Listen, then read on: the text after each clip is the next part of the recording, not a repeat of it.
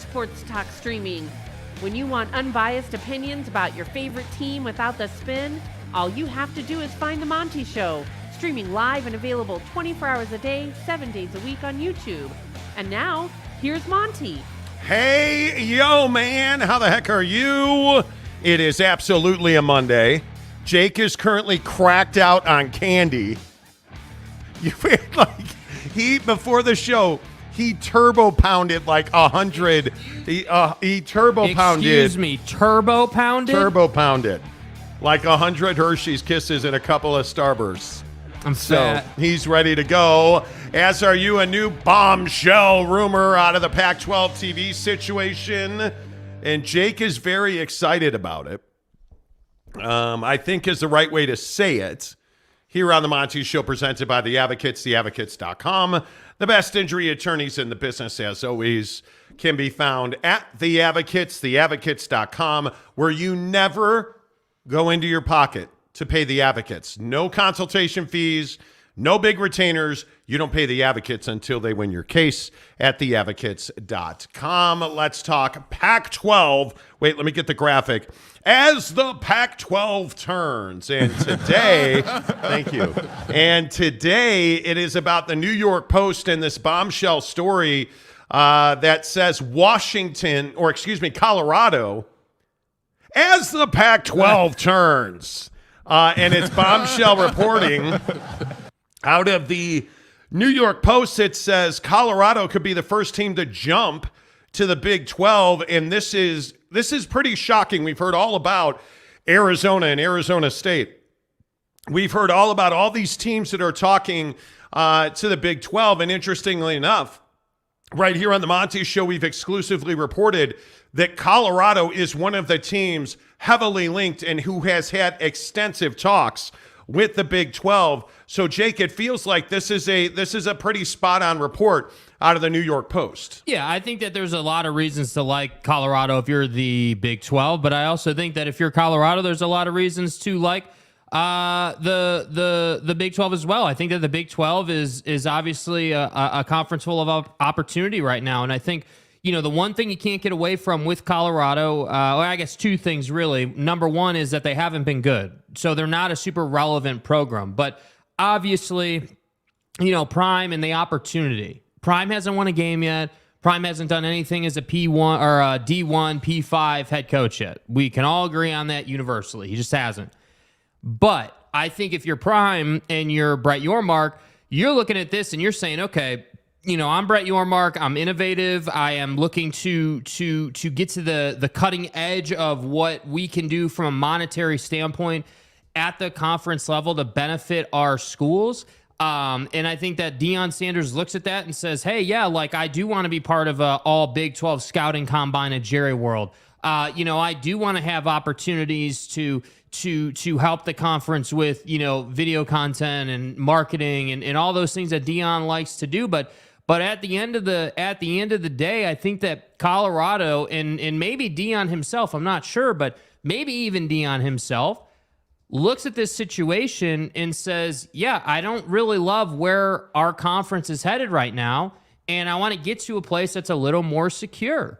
And by the way, if you are the Big 12, a lot of people have said, well, they added BYU, so they have, you know, the Mountain Time Zone. They've got what they need there. But while that may be true, I'm here to say it never hurts to add another one. It never hurts to add more value to your conference. And so to me, when I saw this come out, I thought it made perfect sense. I feel like it's maybe a match made in heaven's a little strong, but I think that at a minimum, you know, Brett Yormark and Dion Sanders are like-minded individuals. They're both aggressive. They both like to tell their story. They both like to do things that nobody else is doing. So if you team those two guys up, I would think that a lot of good things would happen. So for me, when I saw this, I felt like, hey, this is a home run. And if it does indeed come to fruition, I don't think you could do much worse at this time. And by the way, I also think Colorado doesn't have a whole hell of a lot to lose by going to the Big 12. It's not like Colorado, once again, has been winning the Pac-12 or has been relevant in the college football playoff or even, not that they're a bad educational institution, but isn't necessarily regarded as, you know, an all-world, you know, just the best we've ever seen educational institution to a point where they wouldn't want to be in the Big 12. So that's why I say, again, if Utah doesn't want to go to the Big 12, Colorado's happy to jump on that ship. And I think that's why I say this just isn't all that surprising when you start to look around at all the different factors. For me, I think it absolutely makes perfect sense. I think it's shocking. I think when you look at the way that Deion Sanders has come into Boulder, and you look at the way that the excitement has built day after day, week after week, and now that they're in spring practice, and you see the way that everybody's talking about the way Deion is running spring practice, and you see all of this, I really don't know that timing could be any worse here. Like, that's the thing that stands out to me about this report in the New York Post is I just think it's terrible timing. It felt like the CW news and the NBC Universal news kind of brought some calm waters. Like, okay, there's light at the end of the tunnel. And now the New York Post, of all places, is saying that Colorado could be the first school to jump from the Pac-12. And it just erupts all of this controversy and this talk again. Mm-hmm. And it just brings, you know what the hard part for me is? I think it brings us back to this place with the Pac-12 where now we're wondering, what's the issue? When's it going to get done? Why hasn't it gotten done yet? And it brings me back to the issue of, well, everybody says it's no big deal. They have all this time. Baloney. They don't have all this time. What you have is a league and 10 members of that league who are all looking at each other with their hands in the air like, okay, well, if you're not going to answer my question, I'll go find answers somewhere else. This is a code tennis board. And it is the lonely husband. Hey, listen, man, if the husband's lonely, he's going to find companionship somewhere. And Dion, I'm telling you, is out trolling the strip in the Big 12. That's what it feels like. Right. It was probably a little too graphic. But my point is, you understand what I'm saying. Like, this feels real to me. Well, timing-wise, I think the timing portion is your best point, I think. I mean, having this come out, again, to your point, during, spring practice, again, Prime's first year in the program, right? So it's not like this is his 10th season at Colorado. It's your first time. It's your first spring practice. It's your first this, your first, like, it is the first for everything at Colorado. And That's right. And I think when you get news comes out about how, hey, like, Colorado, in the Big 12, and hey, there's interest there. And so yeah, it isn't great timing. I will agree with that. But I think since we're on the topic of timing, I feel like timing, in a sense, yeah, it's not great, but at the same time, there is no real timetable here. I mean, we've been talking about the issue of time since last summer, dude. Like, we've been talking about, hey, it's going to get done at Thanksgiving, then Christmas, then New Year, then when your mom's ready, then when your dad's ready. Like, dude, like, we've been talking about timing issues with this situation for what seems like forever. A year. So, like, a year. Yeah, like a year. And so if I'm Dion, let's just surmise, and I'm not saying that this is the truth, but let's just surmise. Let's say that Dion said to himself, okay, yeah, I want to go out and get aggressive. I want to go out and have a conversation myself with Brett Yormark, and I want to see what the opportunity would be. I don't know if that happened, but let's say he did. What better time than now? What better time than as soon as possible to get on the same page with Brett Yormark if you are indeed interested in joining the conference? And that's the struggle. Yeah, it is spring practice. Yeah, you are trying to build a program here. Yeah, you are trying to do things. But at the same time, you can't just ignore the conference and the lack of health that's in the conference, right. Dude. Like, exactly right. And I think that's the easy narrative to play if you're the Pac-12. Hey, everything's fine here. Hey, listen, don't pay attention to the house that's on fire behind me. You focus on me now. Okay, I'm the captain now. Focus on me, right? Like, that's what this feels like. Yeah. Like the Pac-12 is burning to the ground, and everybody's like, no, it's fine. And it's not fine. And again, it doesn't matter almost which side you come down on. The truth of the matter is that Brett Yormark, I think the commissioner of the Big 12, I think Brett Yormark has spoken this into existence. I'm for real. Because it's hard if you're a Pac-12 team that has aspirations, or a Pac-12 school that has aspirations of joining the Big 12. So let's even say the Arizonas, Colorado, and I don't know, Utah. They have aspirations, let's say. We know for almost for fact, they've all spoken to the Big 12. Yeah. you're sitting here in the Pac-12 with no money, and you're watching the Big 12 just going to town high on the hog. Yeah. Like, they're not eating pig's feet, dude.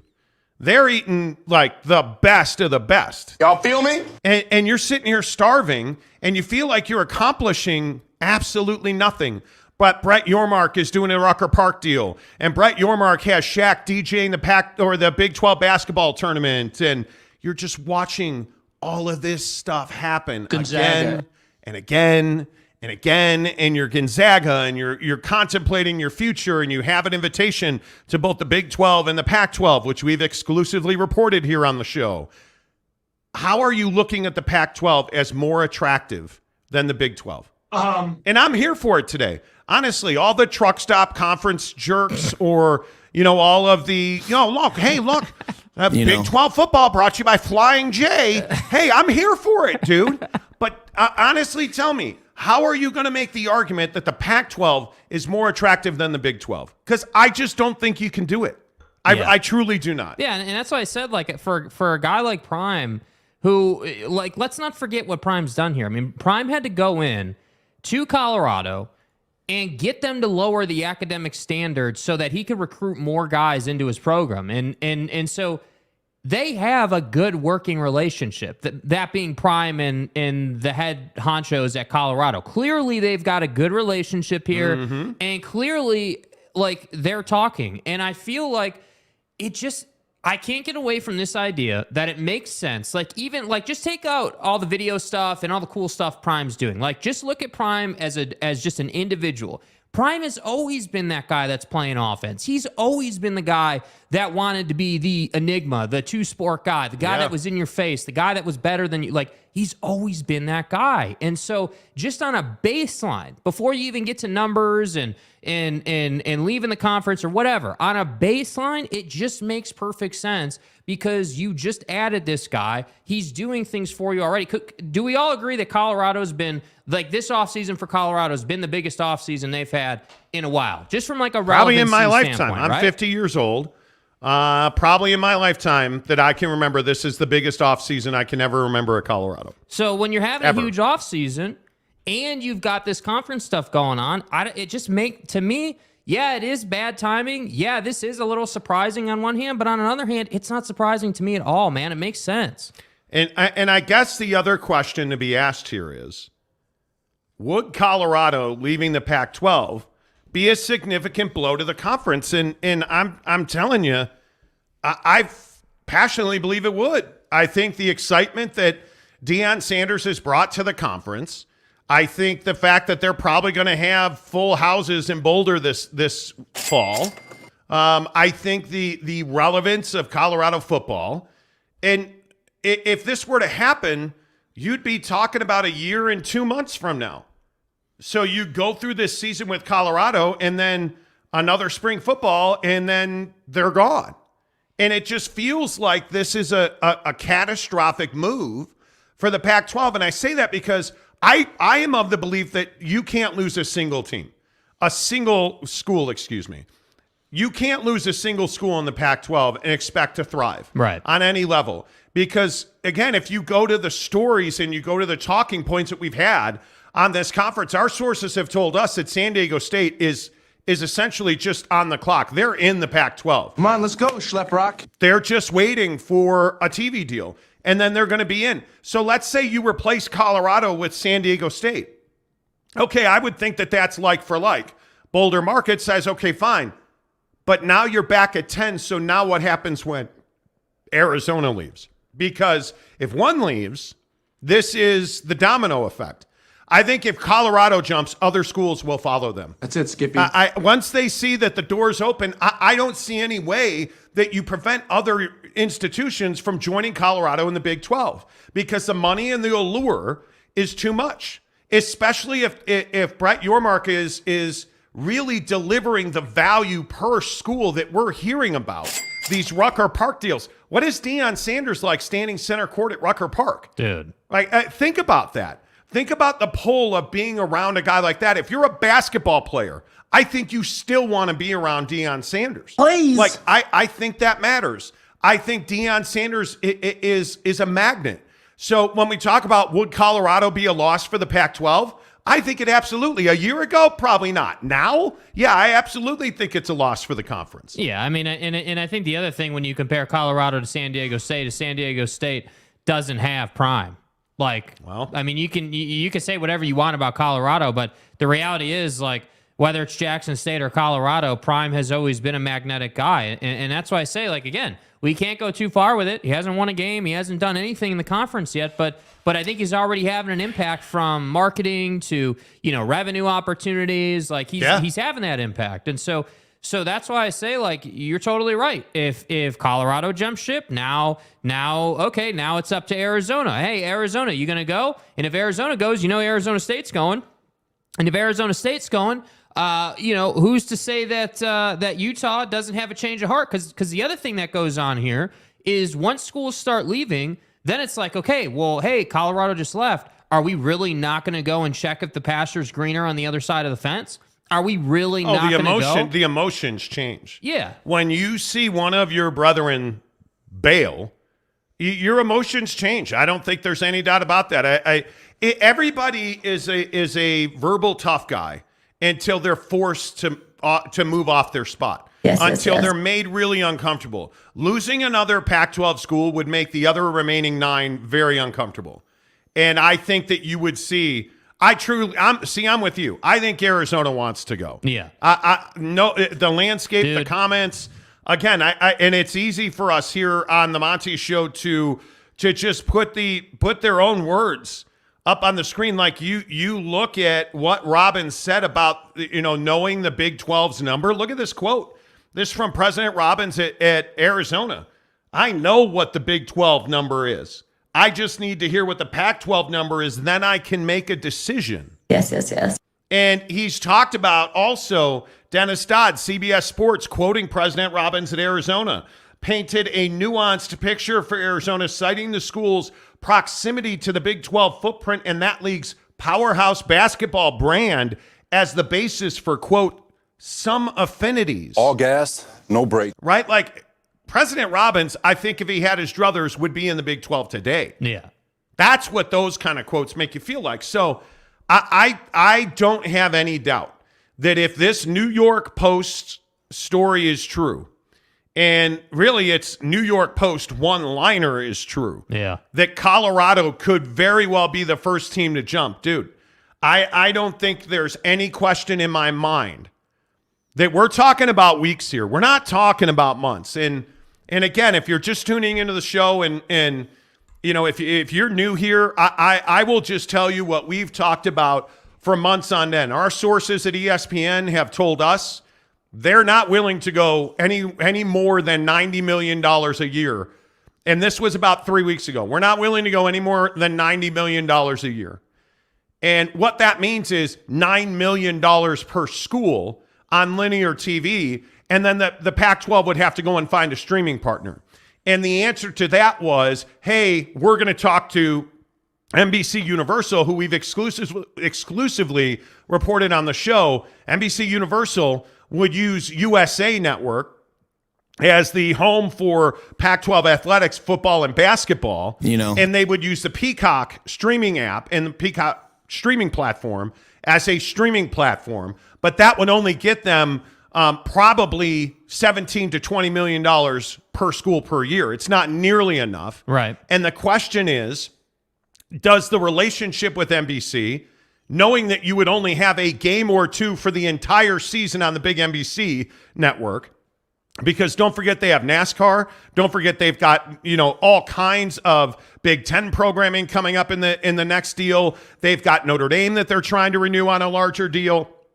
Okay, so maybe NBC Universal is not the best option. Last week we heard, hey, the CW is interested, and we were telling you, hey, the problem with the CW is they do not have owned and operated stations all throughout the footprint of the Pac-12, and we showed you this map of the CW owned and operated stations, because that's what this is. And you'll notice it in Arizona and in Washington, there are no dots. Now, that does not mean that there are not CW television stations there. But what that means is the CW does not control the programming on those stations. And this is very much akin to Live Golf. And what do we know about Live Golf on the CW? A large number, including major markets, have said we're not going to carry Live Golf. We don't want to air their programming. So they did this great deal with the CW, and Live Golf's not on but a quarter of the stations on the CW network. Yeah. So you start to understand that, okay, well, we control the owned and operateds. Well, that's all well and good until the CW cuts people's heads off and refuses to air Live Golf. Okay, so now are you telling me, and I'll put this map back up, look at Chicago, right? Because you know you have WGN TV in Chicago. Do you really think Oregon State and Washington is a game that WGN Chicago is interested in? I can't believe they would be interested in that game.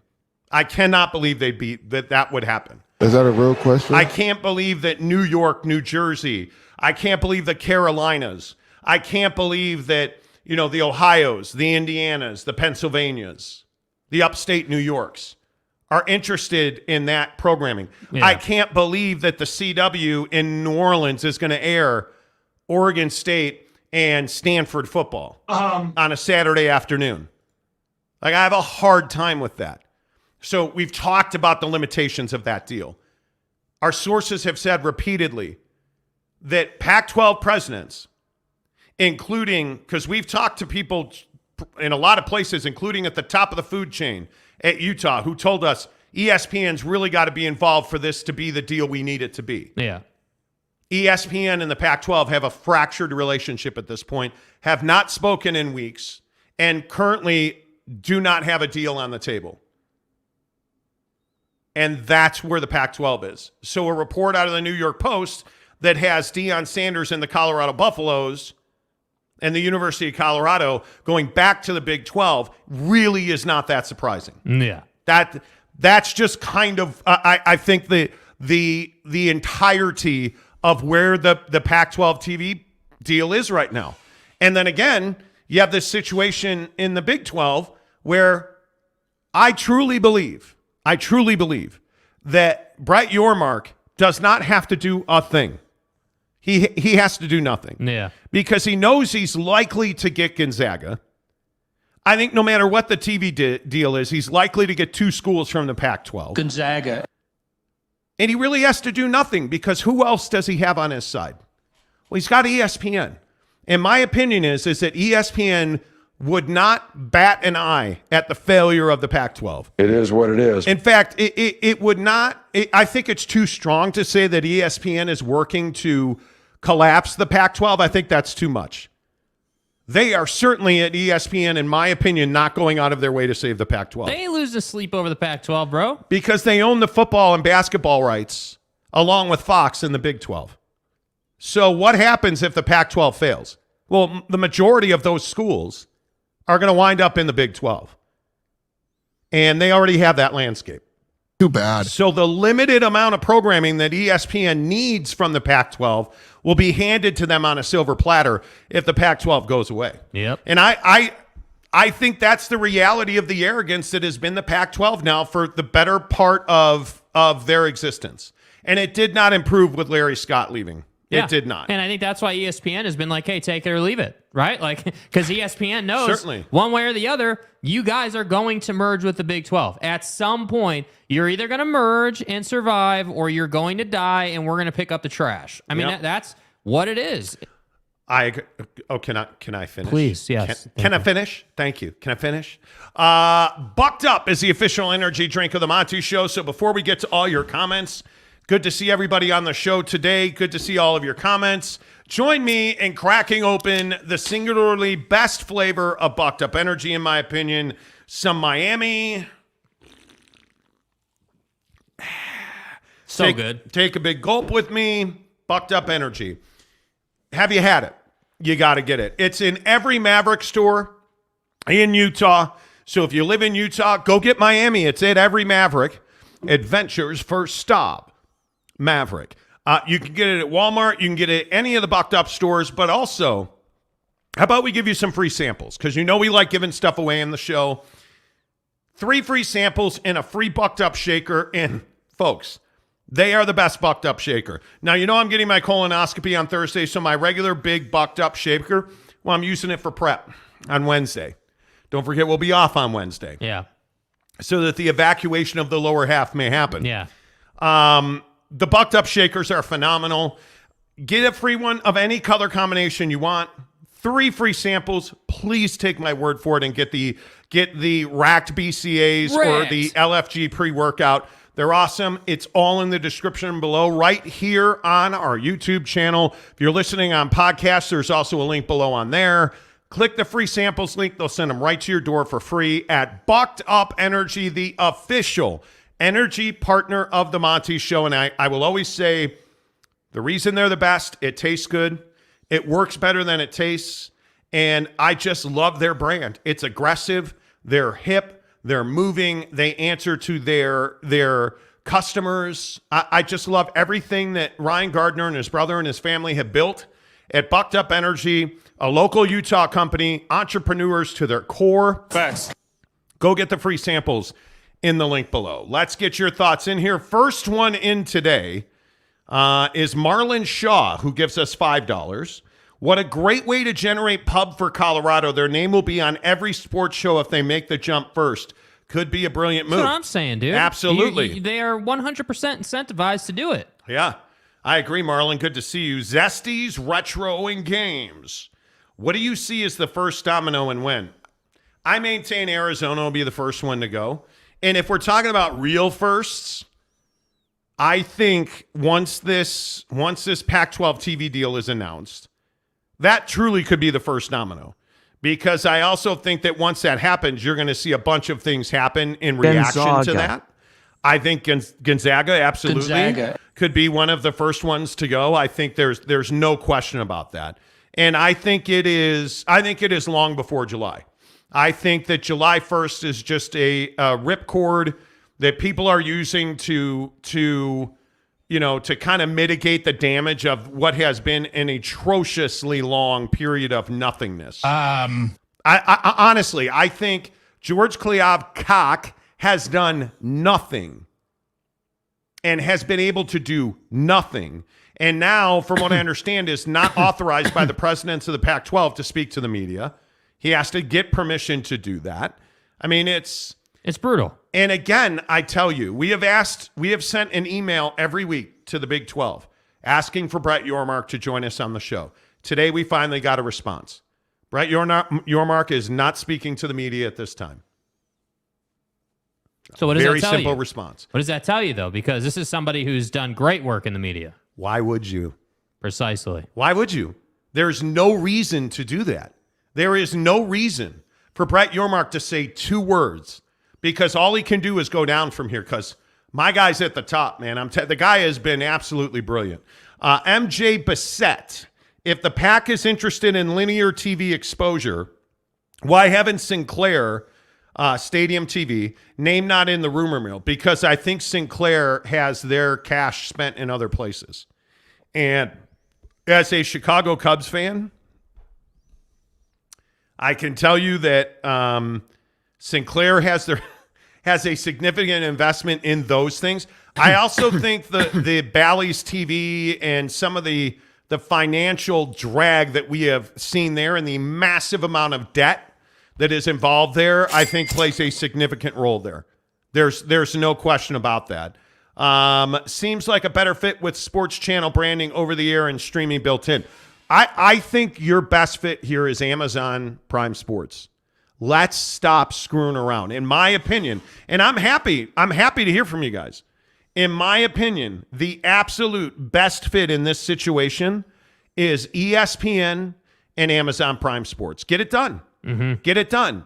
The reason it hasn't been done, and again, this is just my opinion, the reason it's not been done is because we were told very early in this process, I think back in October, that ESPN does not view Amazon as a competitor. Right. They just do not.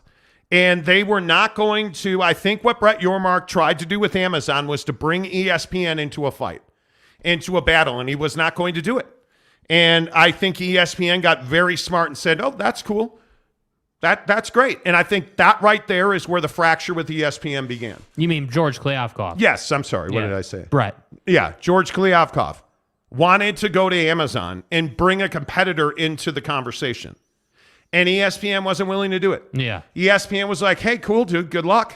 Which is brilliant. I mean, isn't that the type of decision and type of mentality that ESPN, or really that's made ESPN who they are today? I mean, you look at everything from, hell, remember back in the day when the whole, hey, people are not reading the magazine anymore and ESPN's going to die and they're not going to survive. And then what did ESPN go ahead and do? They started ESPN Plus, and now we're here today watching the Masters all last week on ESPN Plus, because that's what we want. That's what we crave. And that's why I say, like, if the Pac-12 was smart, they would do something way out of left field. Get crazy with it. Go all in on streaming. And I think they would be heavily rewarded by the consumer.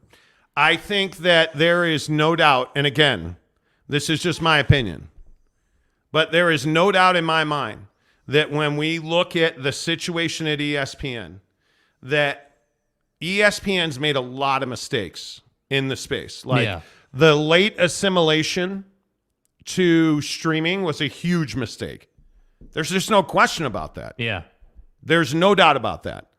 And you yet understand that their billions allowed them to recover with an event like UFC over the weekend. Or, you look at the way that ESPN Plus and ESPN the app have exploded, and the adoption of ESPN the app on just about everybody's phone and smart TV.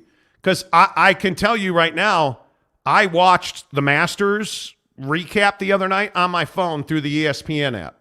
We watched the Masters stream on TV, right? Featured groups. Guys, I think ESPN has reacted brilliantly. Clinton, appreciate you and the super chat. First time Clinton's ever given us a super chat. Says Sports Business Journal reporting that Pac-12 COO leaving for a communication agency. Yes, that is correct. Jamie is gone. Leaving by the end of the week, by Friday. Yes, which is insignificant. I'm not the guy that's like, oh my God, the Pac is burning. I think people take jobs, and I don't think this is an indication of, because what everybody will spin this into is, oh my God, it's over. It's not over. This is somebody taking a job. And could it be that Jamie sees the end of the world? Because Jamie Zaninovich is somebody that's really well thought of, really sharp, really smart. There's no reason that Jamie wouldn't be getting recruited. But this isn't all the ships going down, I'm jumping off now. Yeah. That's not what this is. That's not what it is at all. So I don't think it is. I don't think that's what this is at all. Patrick Boren, hello. The new Big 12 is reminding me of the old Alabama chant, roll, tide, roll. Mm-hmm. Well, you ain't wrong about that. Salty Drunk, how the heck are you? I bet Ron McClure was gifted his membership. Okay. Ron McClure says, I think and you guys believe, LOL. Okay, I don't know what that means. Two Masters says, Monty will be the first to go number 2 on Wednesday. I will. Bros, okay, so. And I see all the colonoscopy stuff. I'm having a colonoscopy Thursday. You basically have to drink 56 ounces of laxatives the day before. And not only that, what are you doing Thursday morning at 3? Why don't you come over to the crib and drink another 28 ounces of laxatives with me? I have to get up at 3 o'clock on Thursday, 4 hours. My colonoscopy is at 7 o'clock on Thursday. 4 hours before the colonoscopy, I have to drink another 28 ounces of laxatives. All right, put a towel on the driver's seat. Okay? All right, let's move on. Good talk. Good times, right? That's the way the world works. Jim Choi. Yup, a really smart deputy commissioner of the PAC from degrees from Stanford and Princeton. Yeah, very, very smart. I don't think I agree with you. I don't think you can just jump to the conclusion as to why. I don't think so either. That her having degrees could easily be why she took the position. Was attractive. Yeah, or was attractive or whatever. It just, yeah. I just don't think that I'm not willing to go that far. Yeah. I just think that it is, Yeah, I don't know. Thank you, Scott Rayner, for the $10 tip. Appreciate that. Thank you very much. Let's see. Zesty gives us $2 more. Do you see the Pac-12 surviving football season without a deal? Well, yeah, their money's in place. I think a lot of people have this belief in that, oh my God, the Pac-12 is just one day we're going to turn on the TV and there will be no more Pac-12. It doesn't work that way. The Pac-12 is going to get paid through July of 2024. The question is what happens after that date. That's what we're all talking about. So they have their standard TV deal as it is now. So I would not worry. Like it just doesn't work that way. Yeah. Again, Scott, thanks for the $10 tip. Appreciate it. Marlon Shaw gives us 5 more. Jamie disassociating himself from the Kliavkoff taint. That is smart by him. It is. I mean, if you're truly leaving because the conference is crashing, yeah, you're probably better off going now than later. But I just don't think that's what's going on, in my opinion. Jerry Davis says if the Pac-10 is sinking ship, we think it could be Mountain West hold on to San Diego State and get Oregon State, Washington State, and maybe convince North Dakota State and Texas school. What? Okay. I don't know what that means. Like, that's all well and good. I think it's too far there. I mean, you just can't. I mean, trying to go that far down the road is not going to get you anywhere. Renee Roca says 6 votes wouldn't be enough to change anything unless other universities agree with them. Okay, I don't disagree with that. Riley O'Brien says, hey, Monty. Hey, Monty. Greatest RV salesman in the country. Riley O'Brien, you need an RV or anything RV, make sure you hit up Riley. Good to see you. Sebesta, what's up? Cal is a critical piece here. Some of their current P10 members rely on Cal for research partnership dollars. Totally agree. Don in Kansas. Christopher Shannon says, Don in Kansas, exactly. Don't want the uppityness to infect the Big 12. It's so funny. It is so funny. Let's see. Jaron Eccles, a Cubs fan. God bless you and me. I think we should all come together and praise the holy Danny Ainge for getting rid of Rudy and turning that disaster of a player into multiple future championships. We'll talk about that coming up at about 20 minutes.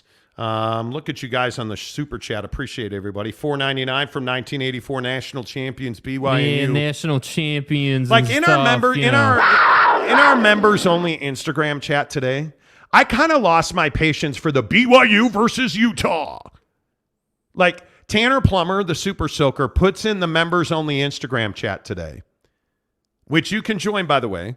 Hit the join button, and I'll put a link in the comments right now. For $9.99 a month, you get access into our Instagram members only chat. Stay hard.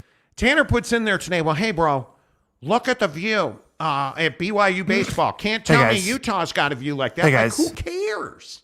Who cares? I'm so over that. Mm-hmm. I hate the comparison stuff. Yeah. That absolutely drives me crazy, the comparison stuff. Let's see. Dusty827. Colorado can only leave if the Pac refuses grant of rights.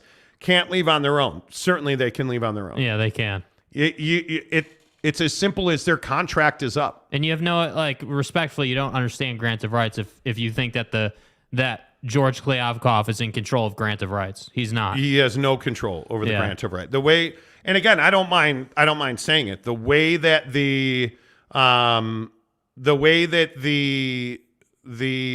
grant of rights works is very simple.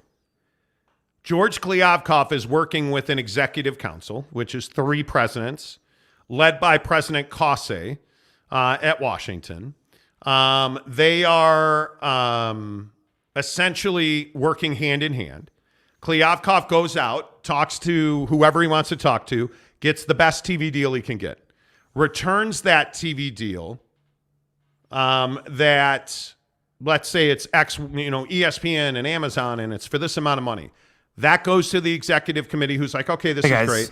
They kick it down to the other 7 members. All 7 of those members have to agree to it and sign their grant of rights. That's not what we're about. You don't sign the grant of rights to the TV partner.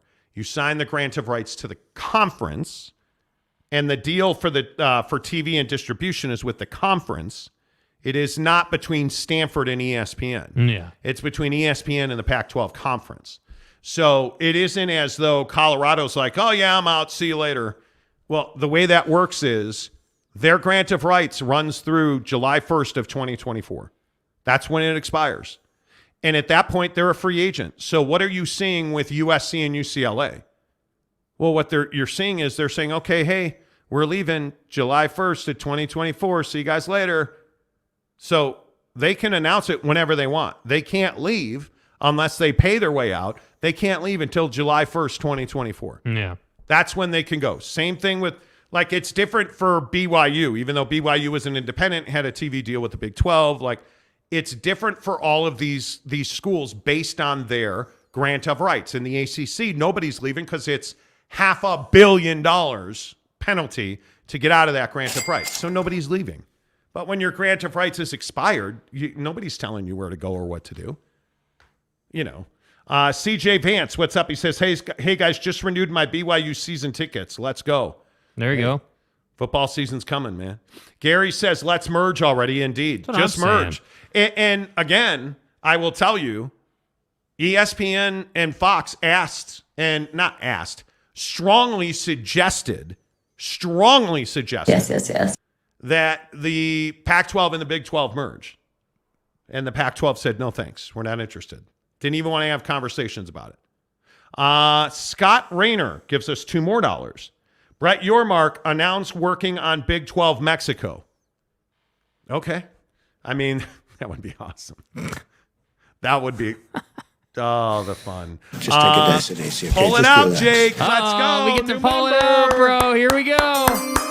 Let's go. Everybody, welcome Ruben Reyes to the membership. Ruben, we appreciate you. Way to go. You guys' membership is absolutely worth it. For $1.99 or $9.99, it's up to you. The $9.99 gets you into our Instagram exclusive members only chat, which is always lit. And essentially that's where we put all of our exclusive information, all of our sourcing on the NBA, on the Pac-12 deal. It all goes in there first before we bring it to the show, before we bring it to Twitter. It all goes in that membership group first. Now, you do have to deal with Salty Drunk, who occasionally is angry because he still owes us 4X Gold. Okay, fuck you. How's that? He owes us now a keg of 4X Gold.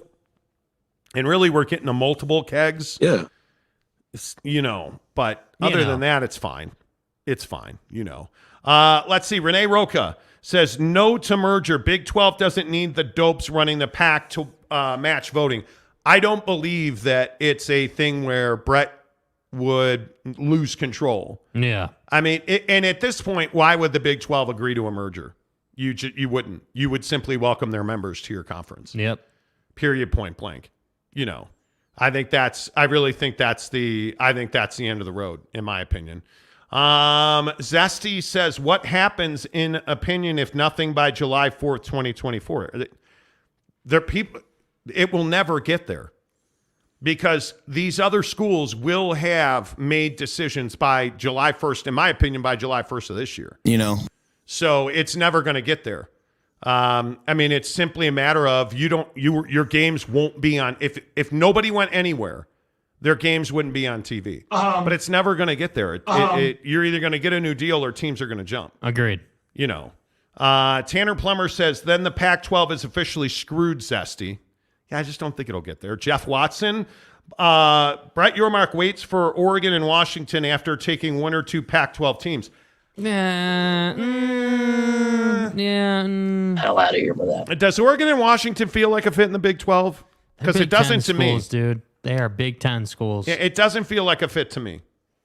That's just my opinion. That's my opinion. It doesn't feel like a fit to me. Everybody's a fit at TryDayTrading.com. Make sure you get there. Check out their $10 30-day membership. If you woke up today and you said, damn, it's Monday, Jerry's such a jerk of a boss. I hate going to work. I hate doing work. Even if you work at home. When you work remotely and you hate your job, that's the worst because then all you do is sit on the TV and eat food and get fired, right? So you're fat and you're jobless. Don't do that. Work for yourself. Get the education you need to thrive. That's why you go to TryDayTrading.com. They're going to turn you into a prolific day trader, and there has never been a better market for day trading than exists right now. That's why it's a revolution. And the deal at TryDayTrading.com, $10 for a 30-day membership is phenomenal. You're going to get one-on-one coaching from TryDayTrading.com. And the thing that's the best part about it is you get your own professional day trading coach who's going to teach you how to use TryDayTrading.com's proprietary leading indicators. And then upon your graduation from the program, they're going to give you up to $100,000 of their money to trade. You don't use your money to make your first day trades. No, friends. You trade with TryDayTrading.com's money, and when you make money, they give you 80% of the profit. So again, I just ask you, what do you have to lose? Coast to coast, north to south, east to west in the great United States of America. Get to TryDayTrading.com. Select a $10 30-day membership. It's a charitable donation. The $10 is given to a charity. That's a tax write-off for you. It's your education. That's a tax write-off for you. You really have nothing to lose. And if in 30 days it's not for you, walk away. It was a $10 charity donation that you're going to write off on your taxes anyway.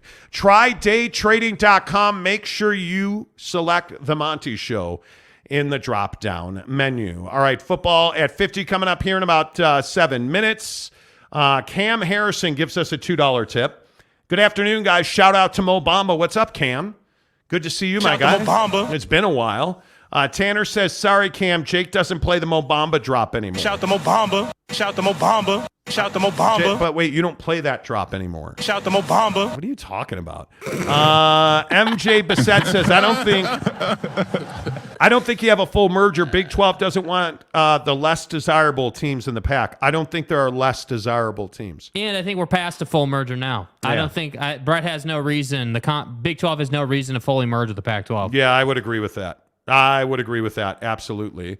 Let's see. Jason Spangler. Rock Chalk's up, y'all. What's up, Spangler? Hey, good y'all. to see you. Jeff Johnson says, hey, yo, man, how the heck are you guys? Pretty good, Geoff. Good to see you. Tom says, we are still seeing lower highs and lower lows. The candles are bright red. Pay me $10. Okay. It's the fucking vernal equinox. Look, Tom, I mean, you know, absolutely. Cam Harrison says, thanks, Jake. You're welcome. Yeah.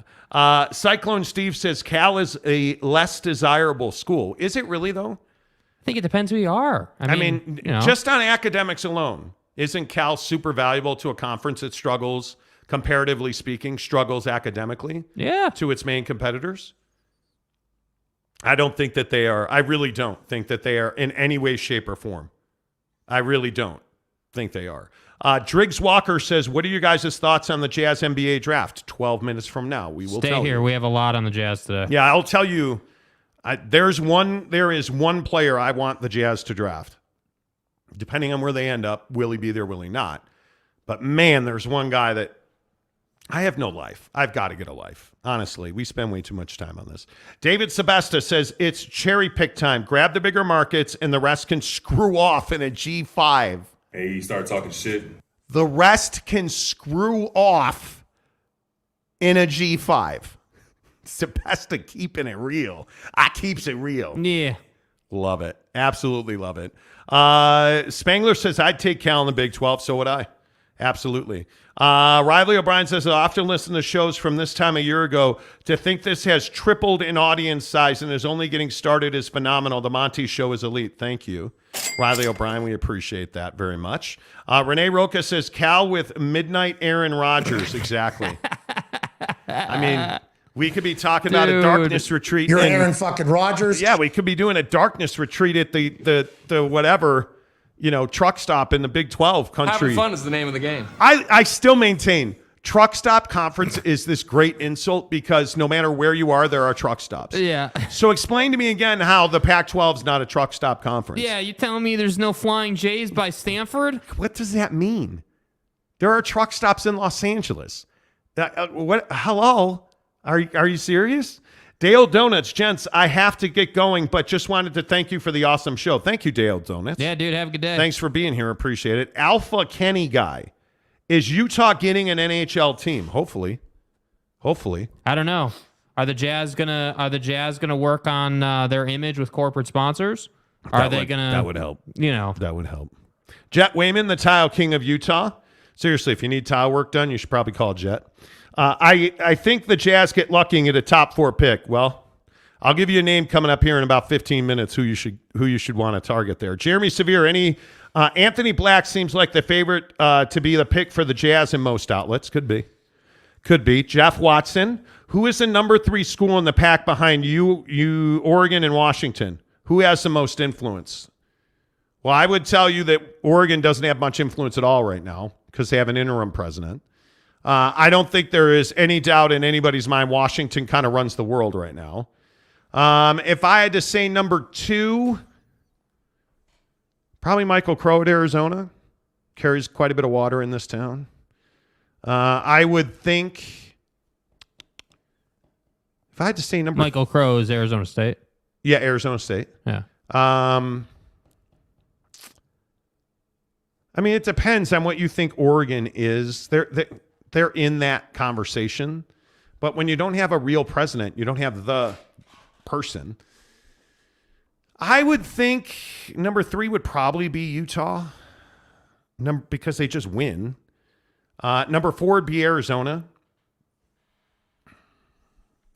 Number 5 would probably be Stanford. Number 6 would probably be Oregon State or Washington State, and then Washington State or Oregon State. And I think at the bottom of that list is Colorado. I mean, they can roll if they want to roll. I just don't think they have much say on what happens in the conference. Yeah. I mean, it truly is, in my opinion, I think it's President Kosei at Washington, and she has an enormous amount of influence in this conference. Yeah.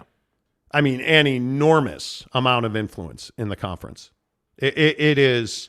We talk to people all the time that tell us, she pretty much cracks the whip on Kliavkoff. Like, I don't even know that there's a number 2 at this point. Mm-hmm. I mean, I would have to believe it's Michael Crow at Arizona State. But I think he's so heavily invested in what Arizona does. I mean, they're just 2 total opposites. Like, I think Arizona State basketball, even with Bobby Hurley, just has been such a mediocre mid-program. But yet Arizona football has never been relevant. So you have, I mean, they're equally important to each other. Because it's garbage. And I think they need to be in the same conference. I truly do. I think they need to be in the same conference. And I don't know. I think, but I also say the same thing about BYU and Utah. I mean, BYU and Utah make a much better existence in the same conference. But the difference is they're not together in the same conference already. They're just together geographically. And I would agree with that. For so long, Utah and the Pac-12 flipped its nose at BYU that I would agree with that. I do personally believe that there's a little bit of pride in that conversation with Utah, but I think the thing for Utah is education and academics over anything. Yeah, I really, man, that's an interesting question. Watson, I think that's a really interesting question because I still maintain I Washington and then everybody else. Yeah. But I think Michael Crow has more of a voice than most people give him credit for. And I think because Arizona's a preeminent basketball program in the conference, President Robbins probably has a little bit of sway as well. But I have no doubt that President Robbins wants out. I really do. Taylor Smith says, where's the BYU truck stop? To Willow? That's Provo. where it is. I mean, they're all over the place. It's such a dumb insult. It's just such a dumb insult. That's the thing I don't understand. I just think it's funny. It's so stupid. Like, you drive anywhere in the state of Utah, there are truck stops. Hey, douche, you got to go to a truck stop to get gas. All right, a couple more, and then we got to get to football at 50. Salty Trunk says thunder up. Yeah. Mm-hmm. Don't. Notice what he changed his picture to? Yeah, Rudy Gobert. The worst contract in the history of the NBA. Cougar Tail. Maverick is the truck stop for BYU. Love me some Maverick in Miami. Hey, let's go, Cougar Tail. Let's go. I love that. Yeah, how about that? Bucked Up Energy now is available at every Utah location. And yes, even though when I was there the other day in West Valley over here, sold out. Every Maverick we went to sold out of Miami. Telling you, man, We do real damage. Go and get it. We do real damage. So, yeah, if you have the means, make sure you do it. Football 50, 10 of the hour, every hour. On the Monty Show, we bring you the biggest stories in football, presented by our good friends at Papa Murphy's Pizza. Again, man, had it over the weekend. Traditional crust. And there's a lot of new people here. Barbecue sauce or red sauce on your pizza. And do not slander my pizza if you've never tried barbecue sauce. Yeah. Because I'm telling you, traditional crust, barbecue sauce. At Papa Murphy's, use the herb mix, extra herb mix, and then put whatever you want on it. Except pepperoni. We don't do pepperoni ever on this show. So be better than that. We got to talk about this Dwayne Haskins story. Oh, boy. Did you guys hear about this? Dwayne Haskins, died on the side of a freeway, and people are like, what kind of asshat is walking on the side of a freeway? Well, if you believe his lawyer, one that was being blackmailed and coerced and drugged, which is how he wound up on the side of the freeway. Yeah. Without his expensive watch that they say was pilfered from him. The former Ohio State legend and mediocre NFL quarterback, Dwayne Haskins, was walking down the side of a freeway. And the reports we got were, he was drunk, wandered into traffic, got hit by a dump truck. So sorry. Well, now his attorney says that they went back and did more blood work, and he had multiple variations of ketamine, which is a drug used by anesthesiologists to knock you out and is commonly used recreationally. Oh, and by those who like to kidnap and, it's a common date rape drug. And it was in Dwayne Haskins' system. He was missing his expensive watch he was wearing that night. Do you buy this, or was he just drunk? Was he using drugs and just found himself on the side of a freeway? Nah, I don't buy that he was just using drugs and was on the side of the freeway. And the only reason I don't buy it is because you understand just how jacked you have to be, how high you would have to be to instinctually ignore the idea that you're on a 5-lane open freeway walking around. Like just think about that for a second. Like, even if you were doped to the moon, I don't believe that somebody would just wander into traffic in that way. Me and either. I think, the other thing here is obviously Dwayne came into money, came into fame, and even if he was an average-ass quarterback in the league, that doesn't change the fact that he got paid. And I think what people like to forget about when it comes to athletes, Ja Morant, Dwayne Haskins, the laundry list is forever long. These dudes don't always come from, hey, great family, private money, awesome neighborhood places. They don't. And when you all of a sudden get a check for however much he got when he signed, that changes your life. And yes, people it does. know that. So the idea that a quarterback who was young in the league got allegedly, based on what his lawyer is saying, got, mugged, drugged, and sent out to pasture, it's not that far-fetched. But I think what it speaks to, and let's assume it's true. Let's assume that Dwayne Haskins was being blackmailed and drugged. It speaks to the vulnerability of naive, super wealthy athletes and this feeling of being bulletproof. Yeah. I think that's truly what this was. I think he felt like he was bulletproof, and he wound up dead for it. And now his wife and his estate are suing. That's how this came out. This whole thing is going to get ugly. If you haven't read about it, go to ProFootballTalk.com and read about it. Yeah. It's a fascinating story. Fascinating. Not nearly as fascinating as the Joe Mixon story. Bro. Good God. Okay, so you know that Joe Mixon was cleared of an incident where shots were fired at kids at his home. Cleared of that. Not cleared of misdemeanor menacing charges. Samarji Pirine, the former number 2 running back in Cincinnati, voiced concern for Joe Mixon and cited it as one of the reasons he was leaving Cincinnati. And now charges have been refiled after they were dropped initially with the right to refile because new evidence has come to light about Joe Mixon menacing a woman with a gun. And essentially it sounds like a brandishing situation, but Dude, if you're Cincinnati, don't you have to cut bait with this guy now? Well, okay, but here's my question. So I always go with the league. Again, is it on tape or is it not on tape? If it's on tape, yeah, you got to cut ties with them. It's over. If it's not on tape, you're good to go here. You're going to serve your suspension. You're good to go here, friend. Out. It's the NFL. You can beat women. You can brandish weapons. You can even have drugs in your trunk. You're not still wrong. Going to play football. You're not wrong. I wish I could say you were wrong, but you're not wrong. I'm going to tell you about a pizza deal while you hit the like button right now. Look at this deal from our good friends at Papa Murphy's Pizza. Whether it's game day, movie night, or just a busy day, it's always time for Papa Murphy's. And now you can get any medium two-topping pizza for just $6.99. That's right. The whole family can get exactly what they want any day of the week for any occasion. Any toppings, any sauce, only $6.99. Now that's meaty yum. If only everything else in life was like our deal. Papa Murphy's. We make great pizza so you can make the pizza great. Order online today at papamurphys.com. See what he did there? Meaty yum. Right. Like it's yummy. It's meaty yum. Like he was trying to combine medium and yum. Like, you know, yeah, it who all doesn't? you know. Wow, look at that medium. Yeah, you know what yummy. I mean? Like it just is. It all kind of works together. And Okay, that was kind of gross. Stay hard. That was, admittedly, that was kind of gross. Not gross is Jason Ritchie. Let's go. Jason Ritchie. I'm pulling it out. Stay hard. A new member of the show, Jason Ritchie. We appreciate you. Appreciate you guys all being here. Join the membership, man. It really helps the channel grow.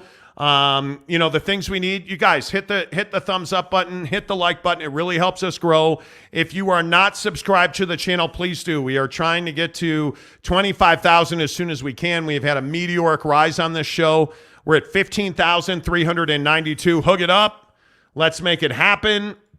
That would be phenomenal. And it's guys like Jason Ritchie and the rest of the crew that make it possible to do what we do. So thank you for that. San Diego State says, bucked up, loved flying with you, Maverick. See what I did there? See what he did there? right. I loved flying with you, Maverick. We loved flying with you, too. Wet Blanket says, Joe Mixon broke a girl's jaw in Norman. Yes, he That's what I'm did. saying, dude. Yes, he did. This isn't is not it's not his... buddy's first rodeo. Yeah, this is not his... I would It agree is with what that. it is. I would agree with that. And Somehow he's going to be on the field, 3rd and 2, and he's going to get the ball and get the first down. Yeah, exactly right, Tanner. Oh, Mixon, right? Like, you know what I mean? Bro. Like, Isn't that's the perfect reaction? Come on, dude. Bro, come on, bro. What are you doing, right?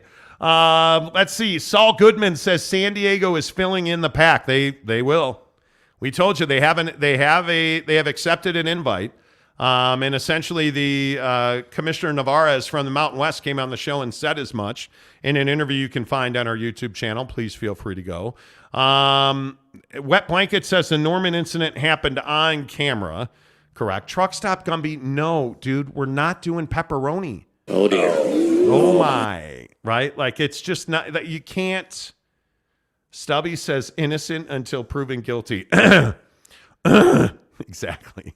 JM says Bob Stoops let it slide. Neville 93. What's up, Neville? Where you dude, been? what's up, brother? Let's go, Neville. I appreciate that. Monty, Jake over there, Monty over here. The Monty Show, as always, is presented by our good friends at The Advocates, theadvocates.com, the best injury attorneys in the business. And I say it all the time on this show. I get a lot of questions about workman's comp. Do they handle workman's comp? Hey, I got hurt at work. Do you think? Yes, they do. I do. I think you should. Yes. Theadvocates.com, because you guys, when you get hurt at work, it's not your fault, right? You should be made whole for that. It's not your fault. You went to work to provide for your family and you got injured. You didn't deserve that. What you do deserve is somebody to fight for you. That's why you go to theadvocates.com. Chat with an attorney live online right now for free, 24 hours a day, 7 days a week. Theadvocates.com, because you never pay them in advance, right? You have nothing to lose by going to theadvocates.com, because it's very simple. You're going to talk to them and say, hey, here's what happened. What do you think? And what's the worst they're going to say? No, you don't have a case. Okay, well, thanks for your time. But 9 times out of 10, they're going to be able to help you. And they're going to be able to point you in the right direction, give you the best legal advice available to you. Facts. And you don't pay the advocates until they win your case at theadvocates.com. Make sure you tell them you heard about it. on the Monty Show. T. Lawrence Gragston says Bengals drafted Mixon first round, even with him punching that girl on tape.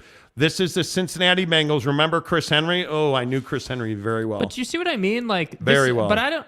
Like, I agree with you, T. Lawrence, but I also think in the bigger picture, this is the NFL. I mean, look what Zeke did, and nothing happened. Like the last guy who really got punished was Rice, Ray Rice. Like he was the Never last saw him guy. again either. Never saw him again. But you look at man, what was it? It wasn't Tyreek, was it? Was it Tyreek Hill got in trouble? Yes, with his kids. Yeah, with his kids. And you look at Adrian Peterson with the stick. With the switch. Yeah. Look at Zeke at Ohio State. Yes, dude. I mean, this stuff happens, and I wish I could sit here and tell you that it was uncommon, but it's not uncommon. It's very common. I mean, look at Pervin Meyer, dude. Like the guy is I'm sorry, did you say Pervin Meyer? Buddy's at a bar in Ohio State on the bye week and gets caught on camera. Like what? Like, come on, dude.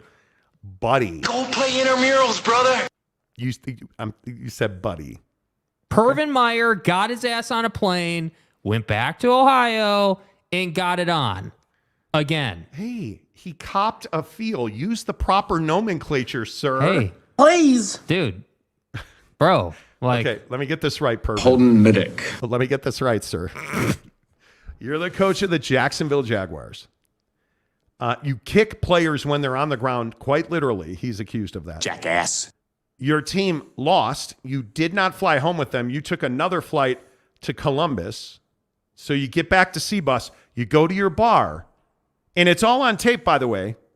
You, how shall I say, inspected the nether regions of a quite excitable blonde woman. I'm so bricked up right now. Who is much younger than your wife. So you think you're bulletproof, and then you got fired. and then you were back on Fox like a month later. He's no Rudy Gobert, but he'll do. Bros, we got to get into this story. Yeah. So Rudy Gobert's at it again, and Wait, whoa. Yes. Rudy Gobert? Yeah. I mean, he hasn't earned the respect of pronouncing his name the right way. Hello. Do you guys remember? And for all of you old heads, you'll remember like when we used to joke about Bogdanovich's name and Gobert's name. Yeah. And so the first time I ever said Gobert, people got so pissed. Look, jackass, we don't do that here. The Jazz love their players. And, you know, the Jazz don't love their players. You love their players when they're here. What happened to Enes Kanter? Oh, okay. Hello, remember that guy Gordon Hayward? Yeah, but he released his blog too early. What a dick. You're a douche. You guys, right? You're really missing Rudy Gobert right now. Rudy Gobert apparently does not like to be called a bitch because that's what Ryan Anderson, his Timberwolves teammate, did repeatedly over the weekend. And Rudy Gobert punched him in the chest. I'll drop that. Not the face. No. Don't hit me in the face. No. He punched him in the chest and then ran away. And everybody got in front of Kyle Anderson, so he wasn't going to go and wreck Rudy Gobert. Right.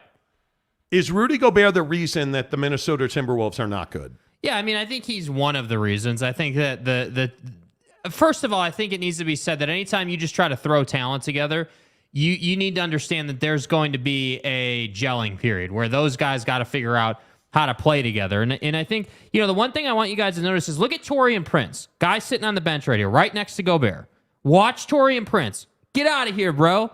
Right? Like, that wasn't like a hold Rudy back thing. That was like a I don't like you, get the hell out of here thing. So when I saw that out of Taurean Prince, I was like, hey, dude, like, Rudy is clearly an issue on this team. You know, you don't, like, when it's one-on-one like this, okay, cool, you're just having a fight.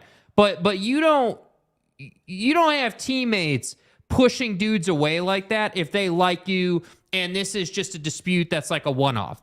Rudy Gobert, in my opinion, and yes, I'll be accountable. I am not a Rudy Gobert guy. I am biased. I don't like the guy. Don't like his game. Don't like his arrogance. Don't like that he got his ass beat internationally and then wanted to come to the NBA and say he was the best and he got beat again. Like, I just don't like this guy's attitude. But in this particular situation, it's very clear to me, Rudy Gobert does not make the team he's on better. Yes. Can he fill up a rebound stat sheet? Can he fill up a shooting percentage stat sheet because he dunks constantly and most of his field goals attempts are inside of 3 feet from the bucket? Yes, he can do that. I maintain Rudy Gobert is the best rim protector in the league. Yes. But he is a piss poor teammate. He is somebody that is bad for your team. He is not easy to play with. I would even go out on a limb here and say that Rudy Gobert is getting into Kyrie Irving territory when we talk about bad teammates, dude. Like, it's getting pretty bad here. Kyrie Irving territory. Yeah, dude. Well, what I see from Taurean Prince in that video is a guy who doesn't respect Rudy Gobert. And I think what you see in that video is Rudy Gobert violating the trust of his teammates.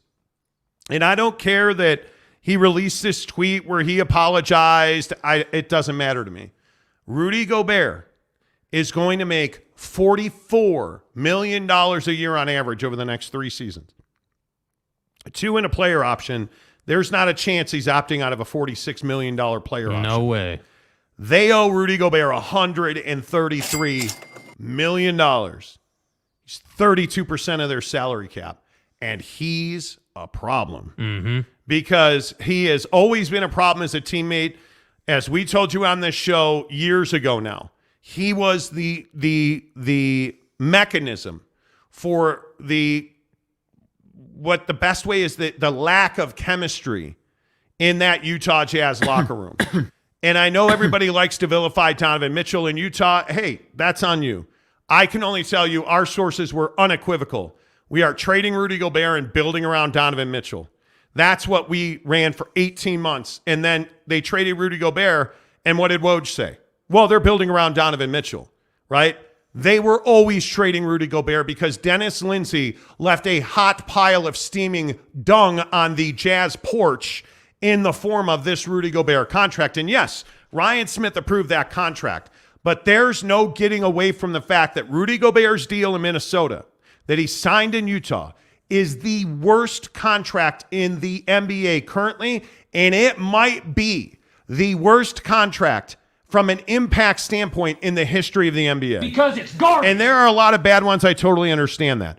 What they're getting from Rudy Gobert and what they won't get for him tomorrow night in Los Angeles in the play-in game where he is suspended and will not travel with the team, that's a terrible contract. And you know what the worst part about this is?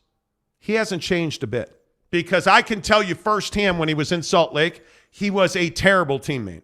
He whined. He complained. He always talked about, I want the ball. Give me the ball. And what Kyle Anderson, by reports, was saying to Rudy Gobert was, hey, you got to go block a shot. You got to be the defensive player of the year that you were in Utah. The only problem was all of that effectiveness was because they gave him everything. They filtered the entire defense into Rudy. So, of course, he was going to block shots until the league adjusted and started pulling him away. And then Terrence Mann violated him like an episode of The Wire, right? No. Like, it was bad. And he's never recovered from that beating that he took against the Clippers, Jake, and I don't know that he ever will. Yeah, and I think that, the problem for Rudy here is that, a guy like Kyle Anderson has been this team. Kyle Anderson was there before Rudy.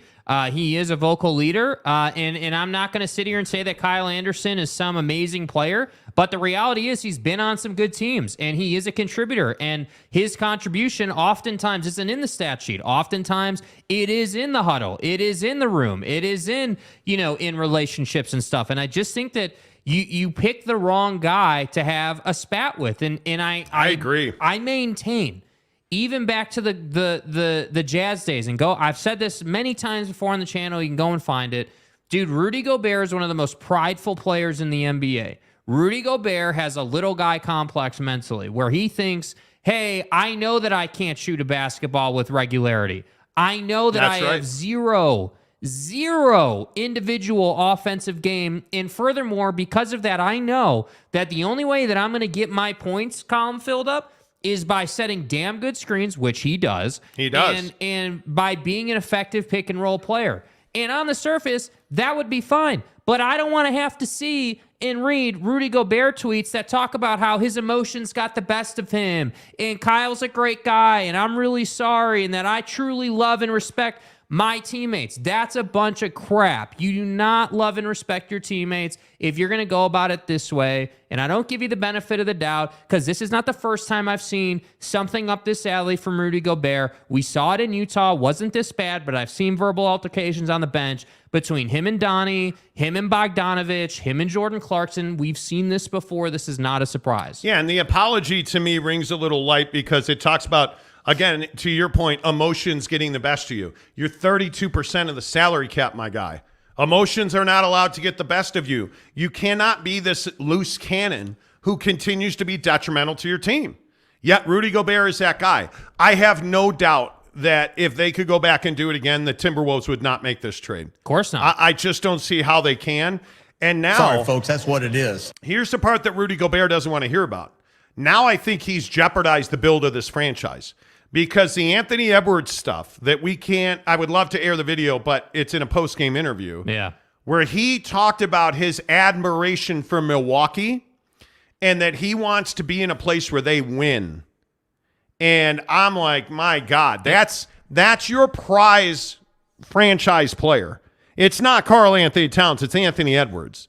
Is your franchise player, and he's talking about going to Milwaukee. Yeah, and I think the most impactful thing, if that's the word we want to use, that Ant said there, was that he wants to be in a place where everyone's pulling in the same direction. Ooh. Dude. Every player wants to be in a winning organization. Every player, wants to play with the best players. Everybody would love to be on the all-star team for all 82 games, right? But that's not the reality of the league. So guys have to manage relationships. Guys have to manage situations. Guys have to sacrifice for the betterment of the team. And when I heard Ant Edwards say that, I was like, dude, bro, whoa. Like, we got to take a step back here and seriously weigh our options about what in the hell we're going to do with Rudy Gobert, because Rudy Gobert and his drama is not worth losing Edwards. By the way, Lopes fan Gabe makes a great point and says this is still only the second worst thing Gobert has ever done, right behind starting a global pandemic. Wow. Well, I mean, we all know that it wasn't a Wuhan lab. Yeah. It was Rudy Gobert. The coronavirus. Listen, there's no other way. Anyway. By the way, the other part of this is, did anybody see McDaniels punch a wall and now he's out for the rest of the year? Yeah. Broke his hand. Like, this team is out of control. I think that's HIPAA. And it's cool that A-Rod's there, but this team's a wreck. This team's a mess. And what is it? You don't have veteran leadership. You don't have a guy who universally is respected. And my guess is calling Rudy Gobert a bitch is not the way that I would go about being a leader. Kyle Anderson was trying to be a leader. That's my guess, because I know a lot of dudes that know that dude. And my guess is he was trying to be a leader. But it didn't work out, and you can't. And listen, Kyle Anderson, absolutely, look at him yelling at Rudy Gobert. But he absolutely has responsibility here. But Rudy cannot do this. Rudy cannot do that. And I don't care if you hit him in the chest. He should be suspended for the rest of the year. Yeah. And I only have to go back to your guys in Golden State. Yeah. With the Draymond Green, Jordan Poole. That's two star players on that team. What's the difference, though? And I think that's a great point. But I'm not. It's not the same situation. No. But what is it? Say it. It's violating trust, right? And Draymond did a lot worse than Rudy did in that situation. Draymond flat out dropped Jordan Poole. Yes, flat out punched him in the face and dropped him. And at that time, everyone was like, "Hey, I believe you said they should cut him and they should get his ass out of the organization." Here's my only thing when we compare these two situations. What Rudy Gobert did and continues to do is live in games in a full building in the moment. That's a problem.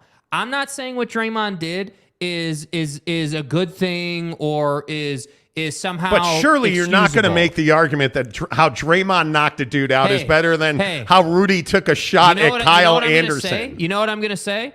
That was in practice, and this was in a game. And in a game of consequence. This isn't week 1 of the season, dude. This isn't a meaningless game on a Monday night. He punched Kyle Anderson and Draymond Green. Punch him in the face. Draymond Green punched Jordan Poole in the face. Right. It was caught on camera. Practice. We all saw it. It's far worse than what Rudy Gobert did. Nope. Are you kidding me? Nope. Oh, my God. Because you know what? You know what, dude? It's in practice. It's not in the middle of the game, and ultimately, Oh my it didn't God. cost you wins, bro. It did not cost you wins. Oh my God. Didn't cost you a playoff spot. Didn't cost you wins. Didn't cost you wins. Didn't cost you wins. No, it didn't. Oh my God. That team has not been the same. And a lot of it is chemistry. Because, by the way, Klay Thompson had a career year. Yeah. So let's stop saying that, well, Klay's hurt and Andrew Wiggins is the guy that you missed. They lost games because Draymond Green knocked Jordan Poole out. Right? Like, how are we kidding? Come on now. Dude, should I knock you out real quick and just see how it helps our chemistry? Stay hard. I mean, you might have a long show after that. Oh, God. Taylor Smith agrees with you. Thank you. Thank you. Thank you. Here we go. Sebesta. That seems to be a more painful way of tanking. Yeah, let's throw the book at Mark Cuban. But, dudes, this is another good. But again. Hey, another great point. But again, here's another terrible teammate. Here's a superstar in. My name is Luka. Luka's supposed to be a superstar, right? And all the Maverick fans are pissed off at me right now because we let go of a short today. And I said, the Mavericks shouldn't be looking at whether they should re-sign or sign Kyrie. They should be looking at who they can trade Luka to. Fat. And I know that's going to be, oh, well, look, fat ass, you just have a personal vendetta because he didn't let you pound his mom. There's truth in that. There's truth in that. But let's be honest. Tell me they should not be trying to trade Luka. What has he done for that franchise? Make me an argument after you see the way that season ended. And then he sits up there for his exit interview with the media and says, no, I'm fine. I love it here. Everything's fine. It is? What? Wait, it's fine? How is it fine? Somebody explain that to me. I mean, I saw the report. I don't know who. Somebody said that I was going to address the trade. It was funny, because I didn't know that was true. I didn't say it. I didn't say it. I know. I know, no, sources said it. No, to be very clear. I just want to get this straight, because this is clear, I want to get this straight. Never did I say, hey, Luka is indicating that you're going to request a trade. What I said is, if they don't get this right over the next year, there is a fear that you could come to them, as Anthony Davis did in New Orleans, James Harden did in Houston, Kevin Durant just did in Brooklyn, and say, hey, if we don't have a chance to win a championship, something's got to change. I know what you're saying, but I'm happy here, so there's nothing to worry. This is a code 10 abort. So let me get this right. No, look, I'm just some fat old guy who's getting. You're casual. I'm just, look, you're like, yeah. Man, I'm just getting a colonoscopy Thursday. Okay, but here's my question. Your organization forced you to tank the last couple of games of the year because they wanted a better draft pick. You should have made the playoffs. OKC should be at home. They're playing. You're at home, cuddling with your mom. And I'm just curious, why are you not upset about that? Oh, I said I was upset about that. Okay, well then why do you still want to be here? And why are you sitting up there talking about how you're happy here? And why are you sitting up here talking about, oh yeah, I want Kyrie back? Like, how is this okay? My name is Luka. But first of all, I ain't buying that shit by a long shot. There's no chance that Luka's sitting up like, oh yeah, Mark Cuban, dude, Cube. Hey, take me on Shark Tank, bruh. Like, there's no chance. No chance that's the case. I just don't believe it. Yeah. If I'm Luka, I want out. But if you're the Mavericks, tell me that you shouldn't be looking at trading him. Because you can't build around him. By the way, why is your draft pick top 10 protected? Oh, over the Kristaps Porzingis disaster, who you wound up shipping to Washington, and he had a career year. Whatever. Because he wasn't playing with Luka and his mom. So again, tell me how you should build around generational talent and shit, dude. My fucking ass. Okay, if he's a generational talent, how come he can't win? And how come nobody wants to play with him? And how come those refunds? By the way, how come everybody agrees with what good old Uncle Monty said last week? It's not Kyrie's fault they're missing the playoffs. It's Luka's fault. Because he was actually pretty damn good in Dallas. For once, he wasn't a locker room problem. But yet, this is your guy, and I'm happy here, and I want to play with Kyrie, and Cube's going to take me on Shark Tank. Fuck yeah. What are you talking about? And if you're the NBA, yeah, the NBA needs to hammer them. because you intentionally missed the playoffs to protect your draft pick because you knew that this team as it's constituted was not going to make a playoff run and had zero chance to make the NBA Finals. Yeah, I know what time it is. Zero. And I will say again, no offense, Dallas, but you guys are overrated. The Stars are overrated. Well, they're not overrated. They don't win anything anymore. Mike Modano, dude, sex machine. Those days are over. Jarrah, do I need to say more? The Mavericks, yeah, Luka, might also, by the way, hop on a treadmill, mix in a salad, right? But I could keep going. Like the Texas Rangers, hey, congratulations on Jacob deGrom. I'm sure he's going to enjoy the golf there because they won't be playing playoff baseball, right? Like, what are we doing? What are we doing? Dallas as a market is overrated. And oh man, everything's bigger in Texas, including the L's. Right? Can you measure it? You don't win. You don't win. Nothing. SMU, bro. Pony Express. TCU. Okay, you got me. TCU. Congratulations, Jarrah. You lost to the Christians. Jarrah. Dallas. God bless. Sons of bitches. Don't come after me like you're Kyle Anderson. In God's name, image, yeah, don't Kyle Anderson me. Don't you Kyle Anderson, Mark Cuban.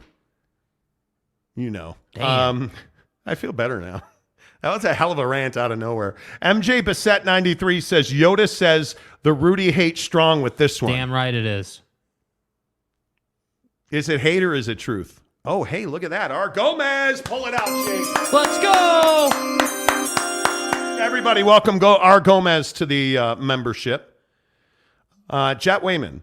Bro, what Draymond did is way worse. Thank you. The Tile King of Utah has spoken. Dude. No, it's not. He has adjudicated the matter, and he says you're dumb. Bro, you need to take your ass back to the beer stand and come to reality.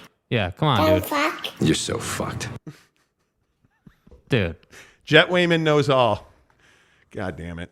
Jackson Graham, Jake is right on this thing. Stop it, Jackson. Tom says Draymond's tweet in response to Rudy was pretty funny. Oh, yeah. They are. Do you guys... Okay, so where are we at on Draymond Green?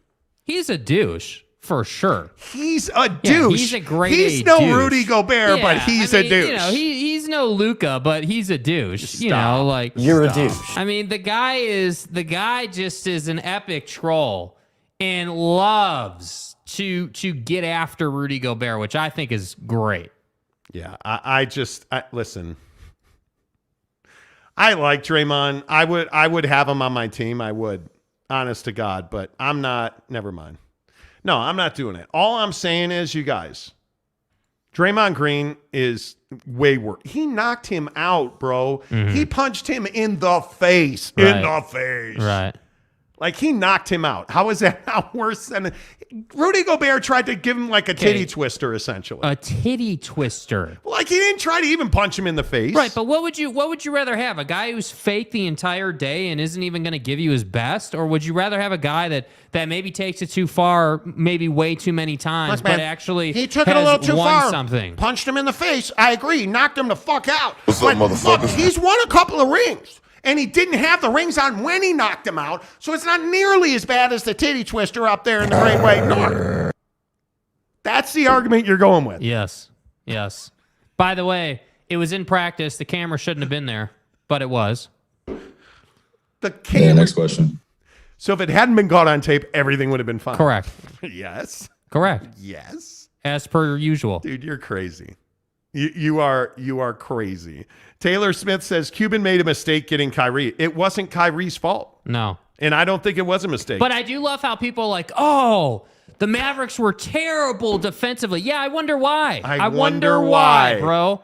Because Luka doesn't defend at all. Luka doesn't defend. You gave up DFS. You gave up Dinwiddie. You gave up Porzingis. Like, what did you think was going to happen? By the way, Christian Wood is pretty damn average. He's not going to be back either. So you might want to get to the business of actually building, a front line that can actually protect the rim. Yeah, that's what they do at Barbecue Pit Stop, bbqpitstop.com. They have like the front line stuff, like Traeger's, Yoder's, Big Green Eggs. That's right, T. Camp Chef and stuff. We are just 4 days away from their grand opening of the newest barbecue pit stop in Payson, Utah. Make sure you get there this Friday and Saturday. Make sure you say, hey, heard about you guys on the Monty Show. Glad to have you in Payson because they're going to be amazing. It is going to be the butcher shop of butcher shops along with the best barbecue equipment because isn't that what you get at bbqpitstop.com? When you go to Barbecue Pit Stop in Logan, Layton, Lehigh, Payson, St. George, and Murray across the street from the mall on State Street, you just know you're getting the best equipment, but you're also getting the best dudes. And I love that they have that chat box on their website at bbqpitstop.com. Now, some people make wings without asado seasoning. Well, because I'd made so many with asado, we were out. And it's just subpar. Once you have asado, such as in like myself, which I will be putting on my eggs for dinner tonight because I'm getting a colonoscopy Thursday and I can't have any fiber.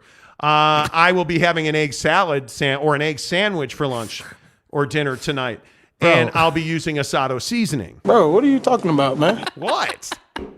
Asado seasoning on everything. If you have not found the greatness of asado seasoning, seriously, dude, you got to hook it up. Dude. Flavor Knuckles Asado Grill Seasoning at bbqpitstop.com. Make sure you tell them you heard about it on the Monty Show. Order online, nationwide shipping at bbqpitstop.com. Let's see. Jacob Delambo. Rudy and Luka together would be amazing. Oh, my God. The absolute toxicity in the air would be incredible.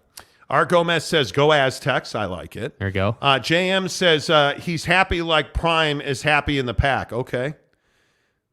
I actually like that a lot. That's very well done. That is very well done.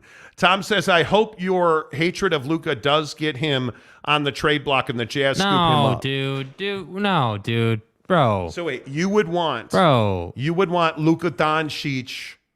You would want Luka on the Jazz. Waves in opposition. What has he won? Help me. He's done nothing. I would love to hear an absolute defense of Luka Doncic. I don't know what you're talking about. I would. And Truck Stop Gumby's not wrong. Hot moms need love too. Tell her to move to Draper, and Teddy Wayman's on the case. I am your father. Right? Like, Teddy's all about it, man. You know. Cougar Tail. Because my name is Lucas, seems to have an attitude like Rudy. My name is Luka. You ain't wrong. You ain't wrong. J.K. Marshall says, hot moms serve it warm. Wow. Hugh Janus. Stay home. Wow. Okay. Salty Drunk says the two most hated players in the NBA on the program, the winner, Rudy and Luka. And it's a runaway. It ain't even close. We should probably get Dominion voting systems in here and double check their equipment because this feels like some election stealing BS with how much Rudy and Luka have run away with the vote. Better send those refunds. Taylor Smith says Luka equals Doughboy. Get on some cardio, By the way, speaking of fat asses, speaking of first team all fat ass in the NBA, Mr. Zion Williamson never coming back, apparently. Dude, should the Pelicans cut ties with Zion? I would. Tell the story. Dude, make his ass earn it, dude. New reporting coming out saying that Buddy is now, out of shape and that, he by some reports out there, again, not facts, but some reporting out there is saying that the guy is out of shape, and he had that setback, and that kind of messed things up. He was on pace to return, I understand that it's not easy, but the fact of the matter is you're a professional, or you should be, and you're gonna have setbacks. That's going to happen, and the one thing that you don't ever get an excuse on is rehab. Your job, your only job. Like, you don't have to go to the office. You don't have to report to your douchebag boss who's worried about when you're going to clock in. All you got to do is rehab your body, work your ass off, and hoop. That's it. And you can't even do that. Dude, I think you have to. I think you have to cut ties. By the way, they're still a good team even without him. That's what's incredible. Yeah, I would agree. Jacob Delambo says, Monty going in deep. Monty. Deep. Monty. Curtis Peters says, batches. Okay. I mean, however you want to say it. Roger Sales, a member of the program, says, I always call him Gobert. You have to. Rudy Gobert. Mike Facial Phillips, recognition. I actually like Rudy, but it's astounding how Kessler is already a better player. Yeah, dude. Yep. He is a better player. There's no doubt about it. Jaron Eccles says pull. No, there will be no pull. They're wrong. DeLambo, at least Draymond has rings on those hands to throw them punches. That's what I'm saying, dude. You're such an apologist. That's what I'm saying, dude. Let's see. Tanner Plummer says, Jake, why don't you just admit it? You're a Draymond apologist. Yeah, I'm happy to. You know why? Because the guy wins. And by the way, he does have rings. He's one of the leaders of that team. Yeah, should you be punching people in the face? No. But hey, he's won some rings and he knows how to do that. And you can't there is no overcoming that argument. Yeah. Oh, you have multiple rings? Okay, my bad. Hey, Jordan Poole, Mr. Cup of Coffee in the league, you should probably stop running your mouth because you are climbing in the league. Draymond, you got 17 rings? I mean, I joke. The point is, he's one of the main reasons they won all those rings. Yes. And even though he played terribly last year, yes, in Boston, he had a huge impact in the postseason. Jaron Eccles says, we haven't had a poll in ages. There's a reason for that. We all need a poll on this show. Hey, I got a poll for you. Stay home. Yeah. And it has nothing to do with votes. Yeah, ask Luka's mom. Yeah. McKinley Cutler, it's one thing to tank so that a pick you didn't trade is good. It's another thing to tank while you have 2 top 20 players so that you can screw another team out of a pick you traded. My name is Luka. Truth. San Diego State says Draymond, the visual definition of assault. Yeah, might be, dude, but you play basketball, so you're not going to jail. Salty Drunk says, oh, man, I pray Luka lands in Utah. My God. That would be epic. Kurt Peters says, came in late. Did I miss as the Pac-12 burns? You did. Just hit rewind. Go back to the beginning. Yeah. It's the first hour of the show. DeLambo says, turns out every practice is just fight night in the NBA. That's right. What's up, big bro? Exactly right. Greg Romano. What's up, Greg? Good to see you. Sorry I'm late. Who's leaving the Pac-12 first and where are they going? Back to the beginning, bro. Back to the top. Just go all the way to the beginning of the show. No problem. McKinley Cutler. Brunson's dad is the reason the Mavs are bad this year, according to Cuban. Yeah, whatever, dude. But here's the thing. If you would have extended Jalen Brunson when he was eligible, this would have never happened. Gordon Hayward, like a little girl. Gordon Hayward 2.0. Gordon Hayward 2.0. Why did you let Gordon Hayward go out in his restricted free agency year and talk to a bunch of people? Because he wanted to read his blog. Apparently, because that's why he left. Absolutely. The Sir Killer. F&A, Monty. I love it. Exactly right. C. Kaufman says, New York Post had an article saying Colorado will be the first to leave for the Big 12. Wow. They did. Wow. Incredible, dude. Incredible. Wow. Incredible. Salty Drunk says, I bathe in Asado seasoning. That's right. Well, I mean, it'll get in that crevasse. Is that why you're so spicy, bro? You fart and Asado comes out? Is that what it is? Dude, all I'm saying is that Asado seasoning will get them in them crevices. Joshua Mose says, hey, guys. Guys. Hey, guys. Kurt Peters, prime keeping the AC on. Jet Wayman, I would disown the Jazz if they got Luka. You and I both. So you have no frame of reference here, Donnie. You guys are going to think I'm crazy, but I want Damian Leonard on the Jazz. You mean Damian Lillard? On the Jazz. He's too old. Leonard, Lillard, who's keeping track? He's too old. I think he's past the window, in my opinion. Nate Davis, Rudy Gobert. He should be suspended for the whole season for the playoffs too. What do you guys think for the Jazz this offseason? Well, it depends. Okay, let me ask you this. Who's the best point guard in the draft? Me? Probably Scoot Henderson. Yeah. You're not going to get Scoot Henderson. No. But the name that I would be all in on is Amin Thompson. That motherfucker don't miss, man. I'm telling you that if you get Amin Thompson and his twin brother, Asur Thompson, I am much more on the Amin train than I am on the Asur train. Right. I'm probably getting that name wrong, but fine. I think Amin Thompson is everything that you've ever wanted. Mm-hmm. I think that if you get Ammon with the 9th pick, I'd be stunned if he were available. Yeah. I like the projection of Grady Dick. It gives me a lot of like material. Stay hard. To use when a guy's last name is Dick. I mean, it's endless. He can also play a little bit. I love his durability. Need a dick. And hey, man, a lot of people compare him to Grayson Allen, but more skilled. I'm fine with that. And I don't like people tripping people. Why are you tripping, boo? But I love Grady Dick's game and his name. And if I can, need a dick. Yeah, that poor kid was abused in school. And then with the Jazz at 13, I mean, I probably would be on Nick Smith Jr. Yeah. I love Nick Smith Jr. I from Arkansas. I'm a huge fan. Those two are in my opinion, those are the two guards that if I'm the Jazz, I am targeting. Yeah, 100%. Those are the two guys I want. Hundo P. If you can address point guard, if you can get a franchise level point guard in this draft, you're in good shape. Because they are hard to come by in free agency and trade because NBA franchises know not to trade them. Because you wind up in situations like, Brunson in Dallas, where there's no replacing that. There's no replacing Jalen Brunson in Dallas. Nope. And it's absolutely crippled that franchise. And you look at the best point guards in the NBA. I mean, I would even say combo guards. The best combo guards in the NBA, the impact that they have, the Steph Currys of the world. You even look at the Drew Holidays. Mm-hmm. Look at the impact he's having. You look at what Chris Paul did for the Suns. I mean, the list is endless.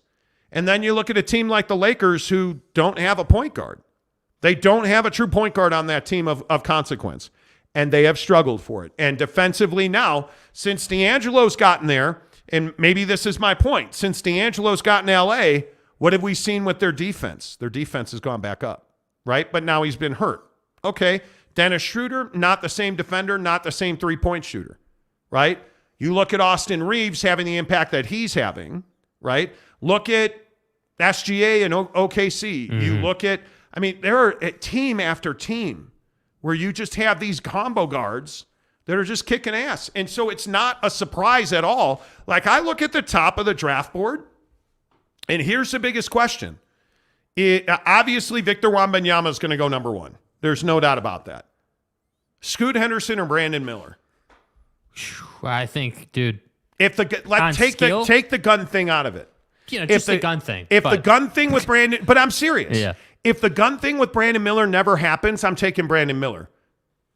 But now you got to take Scoot Henderson. If you're San Antonio at number 2, or you are Houston or Detroit, depending on where the ping pong balls. But Houston's got like 3 Brandon Millers. They do. So to me, it's like the problem in Houston is you need leadership, not necessarily the best talent. But you fired your coach. You did. I think you have to package some of these young guys now and move on from it, because you have got to find, in my opinion, you got to find the best available veteran player who can lead that group, and it is not James Harden. Yeah. Everybody thinks James Harden's going back to Houston. That's not how I would do it. Yeah.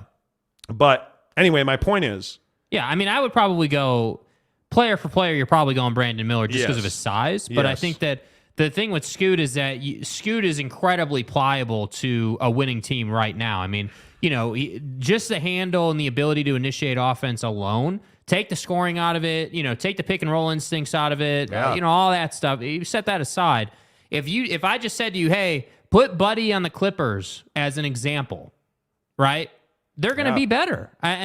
Who's projected? Who's projected to get Scoot right now? Is it Detroit or? Well, we don't know what it'll be, but I would think it'd be Detroit, Houston, or San Antonio. So like, look at Houston. Just as an example. Scoot even in that same group now. Scoot makes them better. The problem is like San Antonio went way downhill after DeJounte Murray left or got traded or whatever. Like, it just changes you. But if you look at also, the Jazz also need power forwards. Jairus Walker out of Houston is a guy that I don't know how you don't love what you see out of that guy. Yeah. The natural ability to hit threes at that size, I think, is fantastic. Anthony Black's a guy that I think a lot of people like. I'm I'm far higher on Ammon Thompson than I am on Anthony Black. Just because I think, obviously, the experience level is completely different. Right. I mean, but I think Thompson's upside is massive. Jesus. Like, I don't even know. And the Jazz have shown great ability now to develop guys, which I think you really have to consider. And this David Fizdale thing is real, in my opinion. That's what I'm saying. Grady Dick is a real nice fit. The only thing I have on Grady Dick that I don't like is his last name. Well, that, yeah. And that, he's another Laurie Marketing-esque player, stylistically speaking. And that's, what do you mean? What do you mean? What do I mean? I totally disagree with that. I think Grady Dick is a guy that I think he is much more versatile. The question is, does his game translate? Does his physicality, does Grady Dick's physicality translate to the NBA? And I don't even need it year one, but does it translate in 2, 3, 4? And I don't think it does. You can't, in this league anymore, from the guard position, I don't believe you can be on the floor all the time. When I say that, you can't be lying on the floor all the time. I think that's where you're going to wind up in trouble. And I think he's a guy who likes to bang. And at Kansas, hey, dude, that's all well and good. That's all well and good. In the NBA, I don't think, and I don't think I mean, am I wrong? I don't know what, maybe I should. We were just looking at Grady Dick today. He's not the size that Laurie is. He's 6'8". 6'8". I need 6'8", 205. Right, but he's a kid. Right. He's got to grow into his frame. But what is that? What is that? Okay, I mean, Laurie's a 7-footer, isn't he? He is, yes, he's 7 foot, but he is also 240. Right. Like, that's two totally different body types. Yeah. And I think the length at his size and the skill at his size is very intriguing about Grady Dick. I view him in I don't know, the white guard from the Clippers who got traded. I can't remember his name now, but Kennard? Yeah, Luke Kennard. Is he better and different than Luke Kennard? I think he's more dynamic. I think he's way better than Kennard now. But if you take out the physicality in his game, if he shows up, if he's listed at 205, is he going to show up at 210 or is he going to show up at 190? It's a good question. To me, that's the biggest concern because Grady Dick likes to bang. Yeah. And if you're going to bang in the NBA, you cannot wind up on the floor constantly. Yeah, I guess my thing with I guess where we disagree on Grady Dick is like I do think on like their body types are different. You're right. I agree with you. Laurie weighs more. He's a 7-footer. Great. But what I'm talking about is how it actually translates on the floor. Oftentimes, Laurie will run into a guy. Oftentimes, he is shooting the three. Like, he is your most dynamic and best player right now for the Utah Jazz. And I look at Grady Dick. Certainly. And I see flashes of it. I see a guy who can shoot a three with ease. I see a guy, like you just said 3 times, who likes to bang and likes to use his shoulder. And I agree, because of that, you can't show up to camp at 190 for whoever the hell drafts you. You need to be pushing. By the end of your rookie year, you'd love to see him in the 2 teens somewhere, even if that's 213. I'd love to see you add that kind of muscle. But ultimately, I think the cool thing and the thing that I like for the Jazz about Grady Dick is that you can use him in a variety of different ways. I mean, if you had, again, if Colin Sexton's playing the 1, let's say, and you've got Ochai at the 2 and Laurie at the 3. Yeah. Grady Dick can slide into the 3 and Laurie can move to the 4 because Laurie's a 7-footer. Like, there are ways to work that in. Or obviously, Grady Dick could easily come off the bench too.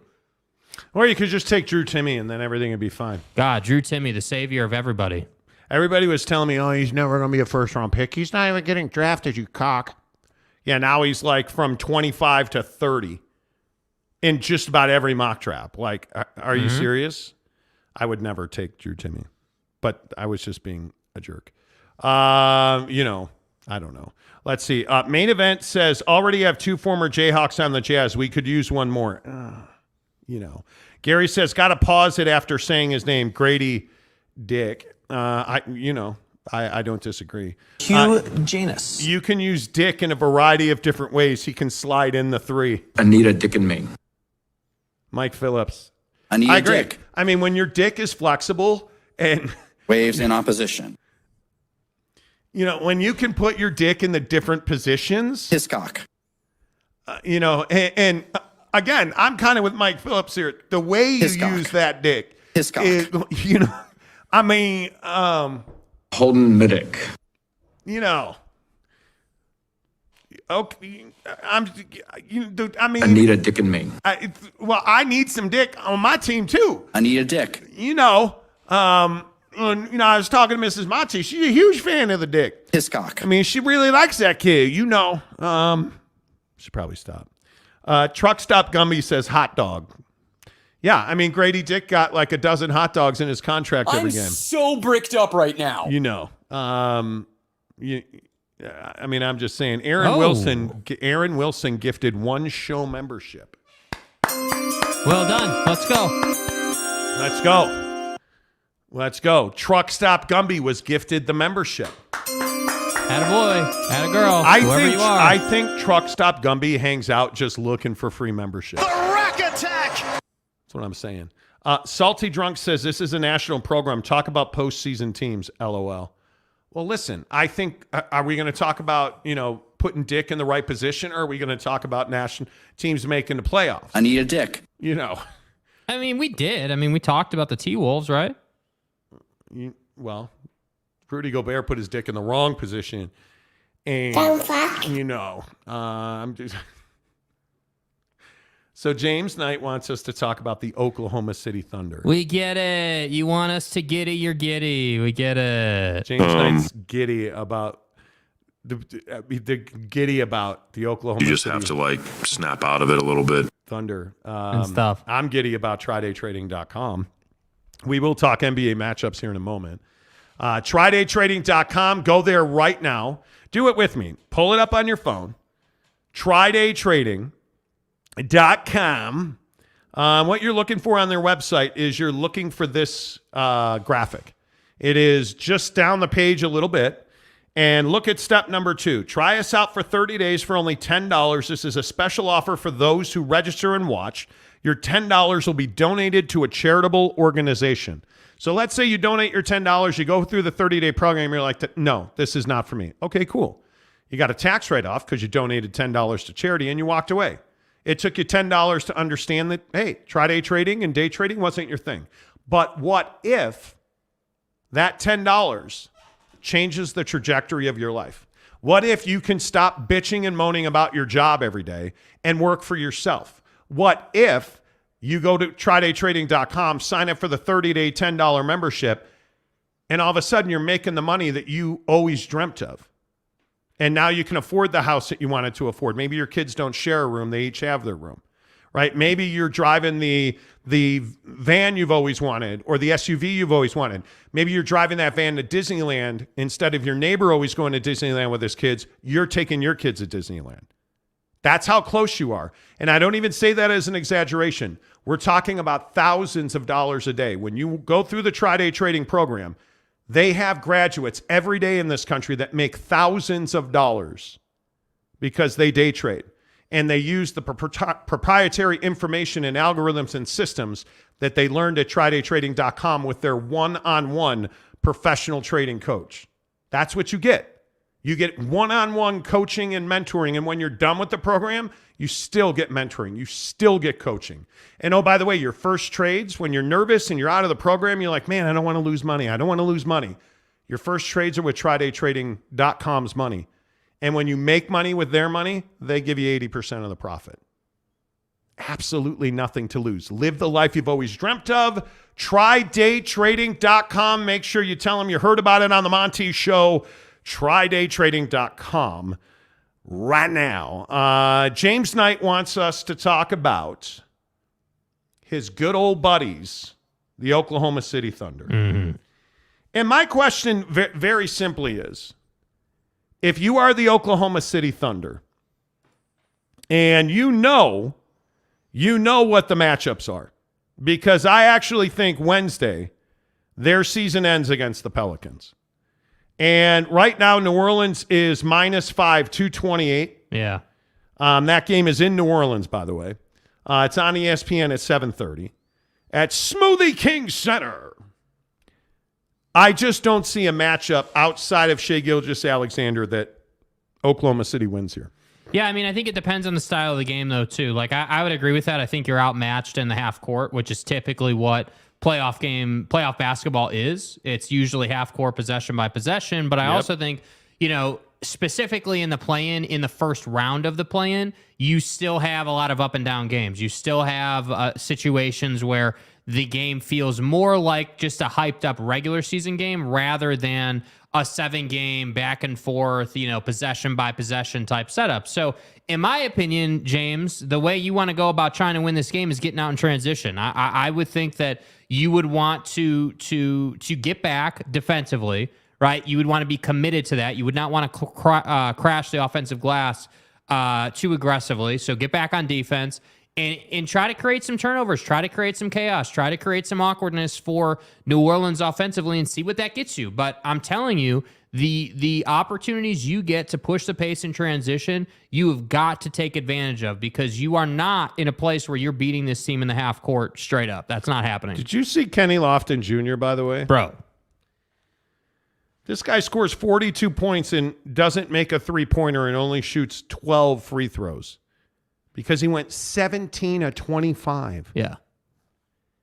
Dominated. 14 rebounds. Yeah. A steal and only 2 turnovers. His royal thickness put on a show. Dude, him and Zaire Williams, that was awesome. But my whole point in this is, I think the nice thing is that SGA and Giddey have a lot of rest here. And I think when you look at the way that we saw SGA play against the Jazz, and you feel really confident that that's what you're going to be able to get.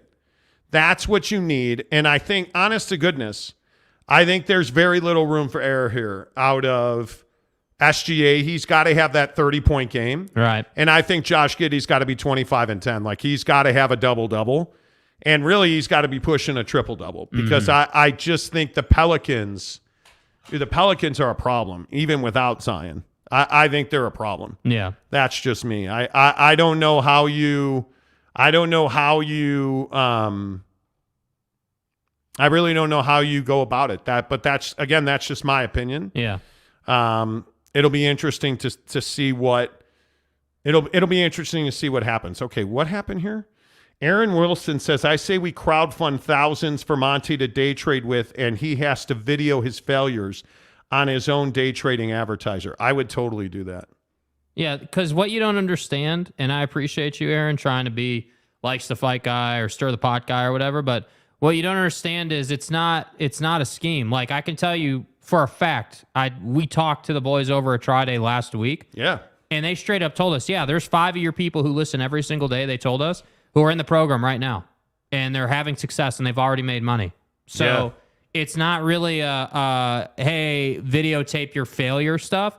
It's get into a program where they're going to teach you how to do it. Literally, they're going to teach you the fundamentals and how to do it, and you get to trade with their money. So instead of, respectfully, instead of mocking the opportunity, like, take it seriously, because we're in a time where inflation is still high. Money's not as easy to make as it used to be 30 years ago. Like, you have to go the extra mile. So I always say this, and I think the number is $100,000 a year is like $260 a day or whatever it is. Like, that's nothing when you're day trading. You can do that. Imagine what that would do for you. Yeah, and I think I look at Kurt Peters, the average loss on a day trader is 93%, just saying. But where were they trained? How do they trade? What are they using for indicators? Yeah. Like, what are they basing their decision-making on? That's the difference with tri-day trading. And we've talked about this 100 times on the show. Yeah. When we were at Yelp, and we used to work at Yelp, we did local sales. We had a Slack channel of other sellers at Yelp, and everybody day traded in that channel. Yeah. And I really got into it back in the Doge to the moon, bro. Like the AMC GameStop days. The guys in that Slack channel all day long, dude. And people, I think, don't understand the process of it. Yeah. I think people don't understand that education's the key. I think people get in trouble day trading when they just want to open up an account and start throwing money around. Yeah, that's I agree the with problem. that. I mean, it's just like anything else. You need your fundamentals. You need to understand how the business actually works. Like, we didn't start doing a show the way we do it overnight. Like, it takes time to learn stuff. The difference is that you're getting a tried and true program that they've built over the course of years and thousands of people. Yeah, I think it speaks for itself. I think it is. Yeah, exactly right, Gary. Day trading versus high-frequency trading are two totally different things. High-frequency traders lose 90% of the time. If you know what you're doing as a trader, then no, it's not 90%. Yeah. Totally agree. Aaron says, I will pay for that response, though my comment was less mocking and more fun, laughs in the chat. I'm sure it's a legit place for legit traders, yeah. I would love to, if I had a need for a gig, I'd absolutely do it. Yeah, no doubt about it. I would absolutely no hesitation. do it. Let's see. Gary says, my Lakers winning the play-in game. I agree. They better. I think this bracket has a chance to really be spectacular. I think the Lakers beat the Timberwolves. The question is, man, that Wednesday matchup, the Thunder-Pelicans game, I think is a play or two. I don't think that my bet on that game, if I had to bet that game right now, I would take OKC to cover the 5. Because it's -5 New Orleans. That game's going over 228. Mm-hmm. I mean, I think that is going to be, as well as BI has played for New Orleans, and you start looking at some of the numbers on that New Orleans team, my biggest question is, like how consistent defensively can they be? And the answer is I don't know that. But I look at Ingram. I think the world of Herb Jones, and I know I'm the only one that's a Herb Jones guy. Him defensively, his length is brutal. Valanciunas, I think Valanciunas is going to have to be really smart because they really need him to be like 20 and 15 if they're going to win that game. And the other guy on that team that everybody forgets about is Trey Murphy. Trey Murphy is legit. If he can give them 3, 4, 5 threes in a game, they're going to win. They're going to win. And CJ McCollum, I also think they don't get much offense off their bench, which I think is a problem. But Larry Nance Jr. is a really good rebounder, a really good shot blocker. But the question is, are they deep? Mm-hmm. And what will they get off their bench in that game? And how many of those 5 starters are going to play 37 minutes? Because I think it's a lot of them. Yeah. I think it's a lot of them. But I would agree. I think the Lakers absolutely should be the favorite in that. I mean, with the chemistry issues you have in Minnesota, it would certainly be a Herculean effort. Right. To think that you're going to go to LA as a 7.5-point dog, Minnesota. Minnesota is a 7.5-point dog going to LA. And that number's 231. How are you a 7.5-point dog? That's crazy to me. That's respect for LeBron. Crazy to me. I mean, that's all I can think of. And again, the Lakers have been really good defensively since everybody since D'Lo really got back going, since it's been LeBron, AD, D'Lo, like Austin, Reeves has played more consistent rotation and they've let him be on the ball more, which I think has helped him. Yeah. Like, I just think that they're getting a lot more now. And I also think, call me crazy, but Malik Beasley's been a far better defender in LA than he was in Salt Lake. Got something to play for. Yeah. I think it'll be really, yeah. I think it'll be really interesting. Let's see. Kurt Peters says, Aaron, we all got opinions, all in good fun. It is all in good fun. Nothing's personal. I think Salty probably. Nothing's personal. Bit Salty Drunk says, thanks for the great show, guys. I'm off to work. Hey, have a good day at work, have a good man. day, bro. Appreciate you. Let's see. Blew past the top. By which I always tell you, hey, the Monty Show this hour is presented by our good friends at Papa Murphy's Pizza. Make sure you use the promo code Monty25 to get 25% off your purchase of $25 or more at Papa Murphy's Pizza. At Papa Murphy's, we do more than just pizza. We do meatballs and marinara. Papa Murphy's does meatballs? Oh, I think you mean I do the meatballs and marinara? And how do you do it, Dad? How do I do it? How do I do it? Oh, well, we do it with savory ground beef covered in tangy marinara. That's how, honey. At Papa Murphy's, we make great pizza. And don't forget the meatballs.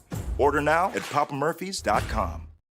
Use the promo code Monty25 to get 25% off your purchase of $25 or more. Zesty's Retro in Game says, I super chatted. I hope you wiped after. Team Lean. See what I'm saying? He said, do you see a cap on the number of teams in the Big 12? I do not. Nah. I do not. I mean, in this day and age, why would you cap anything? I mean, I just don't know why you would do that. All right, let's reset the landscape of the program presented by The Advocates, theadvocates.com, the best injury attorneys in the business. As always, The Advocates, where you never pay The Advocates until they win your case. So there's no big, retainers. There's no consultation fees. In fact, right now, go to theadvocates.com. You can chat with an attorney live online for free, 24 hours a day, 7 days a week at theadvocates.com. Make sure you tell them you heard about it on the Monty Show. I don't think there's any doubt the biggest story in sports today is this Big 12 situation out of the New York Post. I mean, listen, we all know everybody listened to the Monty program. Hey, Monty. Right? New York Post reporting that Colorado could be the first Pac-12 member to jump to the Big 12. And if I had to put a percentage on it, I would not make Colorado the first to jump. I would probably more lean towards Arizona. But I think there is a lot of logic that goes into this conversation about whether or not Colorado's that team that everybody thinks they are. And I think when you have Dion Sanders and you have all the momentum that Dion Sanders has right now at Colorado, their value certainly to the Big 12 is eyes on the television. Mm-hmm. There's no question about that. But that is also the same value of Colorado in the Pac-12. So my point is, I don't know that Colorado's ever been, a comfortable, hey, we're in with the guys in the Pac-12 team. They've always felt like that outskirts team in the Pac-12, which isn't really going to help them, frankly. And I think the other part of this is money and exposure is what all of these football and basketball programs are about. Now, academically, certainly Colorado, the University of Colorado, brings up the academic bar in the Big 12. There's no doubt about that. But it would seem with the changes that were made to accommodate Dion Sanders coming in to Colorado, Jake, that they would be more amenable to being flexible educationally, I think, to get that bread and to get higher profile opportunities in the Big 12. Yeah, absolutely. And I think that the Big 12 offers them obviously a much different circumstance than the Pac-12 does. And I think, Dion Sanders has always been a guy who is on the forefront and is looking to, push the pace and push the envelope, if you will. And I think, whether you want to look at, how he runs his program, how he did, like you said, got the educational standard at Colorado lowered a little bit to afford kids a better opportunity to get into his program at Colorado. Like, Prime is willing to do what he needs to do to win football games. And I'm not saying that all of a sudden he's some amazing winner in the Pac-12, but I think when we look at the business side of this, rather than just the football games, I think Prime is elite. I think Prime is understands that there are a number of things you have to do nowadays to be successful, whether it's, video, whether it's, operating a program a certain way. Like, he just goes about it in a way that I feel like aligns with how Brett Yormark goes about things. And I think that's why you're seeing some of this reporting in Colorado, because they do have momentum. And by the way, they don't have much to lose by leaving the Pac-12. I mean, honestly, like, what really do they have to lose? Like with Utah, hey, Utah's won the Pac-12. Like, Utah's is a baller educational institution. Like, okay, I guess I kind of get it with Utah. But with Colorado, dude, like, make the jump and build. And allow Prime to help you further the Big 12. I mean, that if I'm Brett Yormark, that's what I'm looking at with this. Yeah, I totally agree. And I think the interesting conversation is, what is Colorado's value in the grand scheme of things in the Pac-12? I don't think it's high, particularly. I would put Colorado behind Cal and Stanford, certainly. Absolutely, they're behind Washington, Oregon. I would think they would be behind Utah. But if we're talking Washington State, Oregon State, Arizona State, I would think they would be behind Arizona State. Is Colorado more valuable than Arizona? I wouldn't think so, just on basketball alone in sports. Yeah. Right? I would think they would not be. I would put Colorado brand value in the lower third of the Pac-12. Brand value in the Big 12, I would probably put them somewhere middle of the table. Right? They're certainly not going to be a Texas Tech. They're certainly not going to be an Okie State. But is Colorado as valuable as a K-State? Well, not right now, because K-State seems to be winning everything. Mm-hmm. So I think the value of Colorado today is Dion Sanders. I think the buzz, the electricity, the excitement around Buffalo's football, I think the Buffs' value right now is Dion Sanders. And I'm okay with that. If I'm Colorado, I'm okay with that. If it gets me more money and more reach and more academic opportunities, hell yeah, I'm fine to do that. And I do think that it is, again, I want to make this very clear. I think it's really, really going to take something horrendous from Brett Yormark, or excuse me, from George Kliavkoff. It'll take a terrible TV deal from George Kliavkoff to get any of these schools to move right now. Right. I just think if it's under $20 million, I think you're going to lose half the conference. Yeah, I mean, I just don't think that's sustainable. That's the problem. Like, I would agree. Like, and it's really unfortunate because the Pac-12 is in this position where you can't just bring any TV deal, but you also don't have a million partners who want your product. That's the problem. And I think that Brett Yormark has effectively leveraged every revenue stream that he had available to him in the Big 12. Yeah. And again, I know a lot of people tell me I'm stupid about the Rucker Park thing. I think the Rucker Park thing is massive because, again, if Deion Sanders is in the Big 12 and now you bring Coach Prime and his magnetic presence in black communities and you put him in center court in Rucker Park, is that a big deal in that community? Yeah.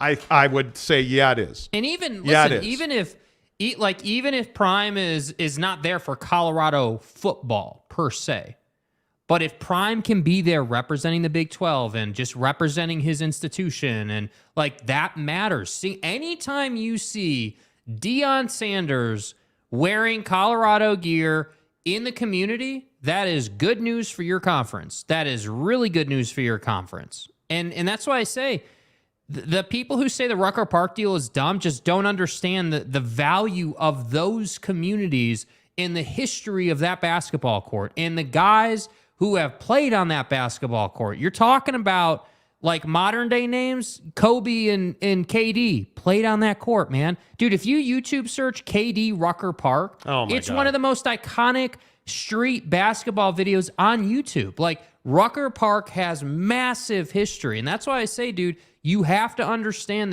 that Brett Yormark is an innovator. Deion Sanders is an innovator. And that's why I feel like they are attracted to each other. Yeah, and I think obviously Prime's going to have to win. I mean, 100%. If we're truth-telling about this situation, Deion's got to win. I mean, this is all cool and whatnot. And I again tell you, that's why I think if you're Colorado, if you're Arizona State, you got to jump before football season. Mm-hmm. If Colorado wants to go back to the Big 12, they've got to do it before football season because it's going to be a rough road this year. And you're saying, just because earlier in the show, we kind of clarified this, and I think people get confused. You're talking about before football season of next year. No, I'm talking about football season right now. This contract, and let's get this right, because I don't know why this is so confusing to people. The current deal in the Pac-12 TV situation doesn't expire for another year and 3 months now. It expires July 1st of 2024. But look at what USC and UCLA did. Did they wait for July 1st of 2024 to say, hey, we're out? No, they didn't. They did that last fall. If you're Colorado, I think you're never going to have a higher value than you have right now, right? Like this summer, you'll never have a higher value, right? If you are Colorado and you are, and we don't know this, right? But we've heard that there are several teams that are dead set on getting to the Big 12. Mm-hmm. Colorado and Arizona, we hear that the most. So let's go with Colorado, now in the New York Post, right? If Colorado wants to be in the Big 12, they need to do that before July. I would tell you before kickoff. July 1st of next year is an irrelevant date. Stop letting people fantasize you with that date. July 1st of 2024 is a meaningless date when it comes to who's jumping and who's going where. That's just the date that they can officially make their move. If you are Colorado, you want to get to the Big 12 before this football season kicks off, this upcoming football season in September. And why is that? Because your luster's not going to be great. It's going to come off the stone because they're going to lose a lot of games. Their schedule at Colorado is absolutely testicle exploding. Like it is, dude. Their schedule, and we've talked about this a lot, right? We've talked about this. Colorado has, I think, arguably arguably one of the most difficult schedules in the country. When you look at TCU, Nebraska, Colorado State, at Oregon, those are your first 4 games. Now, I don't know about you, but Matt Rule's coming for that ass. Mm-hmm. Matt Rule's not going to Nebraska to lose. They're going to be far better. And he's had a far longer run-up than Prime has, right? I think TCU's a loss. Nebraska's a loss. Maybe they beat Colorado State. At Oregon, that's a loss. USC, that's a loss. At Arizona State, they got a chance to win that game, right? We know that Dillingham's got a lot of turnover. He's got like 76 quarterbacks on that roster right now. He's going through it. But that gets you to October. And the only games that you're like, yeah, they'll win that game, Colorado State and Arizona State. Now, much to this idiot's point over here. Stanford is the 13th of October. Okay, try to stay with me. You're now in the first week of October, and you're going to Arizona State. Mm-hmm. That's a must win. You have to beat Arizona State because I think that's your second win of the season. Now, this idiot over here, as I was trying to insult him, interrupted me. You're a believer that they're going to win games they shouldn't win. I think they will win one game they shouldn't win. Which game is it? I mean, I think Nebraska's an opportunity. I agree with you, though. I don't think a guy like Matt Rule goes to Nebraska to suck, that's for sure. So you know that game's going to be tough. But if I'm looking at this schedule... UCLA. I don't think so. I think UCLA is way better than you. I think UCLA is always going to lose a game they should win. I think that's one. The only other game that I'm looking at on this schedule, dude, I see Colorado State's a win. Stanford's probably a win. That Arizona game is at home. That's a game you should probably win. I think Oregon State's going to be one of the top 5 teams in the conference. Yeah. Really top 3 teams. Yeah. You're not beating them. The Palouse is an awfully difficult place to play. I see 4 wins on the schedule. Frankly, you're not beating TCU. Stop it. Right? So I see Colorado State, Stanford, Arizona State is the game I think they will win on the road. And I want to say Arizona. I think that's I think 4 wins. Yeah, I think on paper 4 wins is where it's at, but I wonder, the only other thing that I think is worth mentioning is just obviously the injury factor. I mean, who the hell knows, like Cam Rising, just as an example, right? Like Cam Rising's coming off a knee.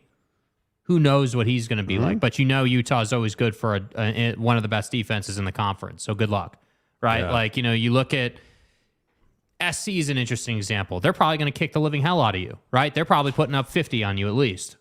But how good, is Shedeur Sanders someone who is bottom of the conference, or is he mid? Is he a mid-tier quarterback that gives you 1 or 2 games a year where he lit the world on fire and now all of a sudden, everyone thinks he's perfect? That's what I'm saying. Those are the unknowns in this program right now.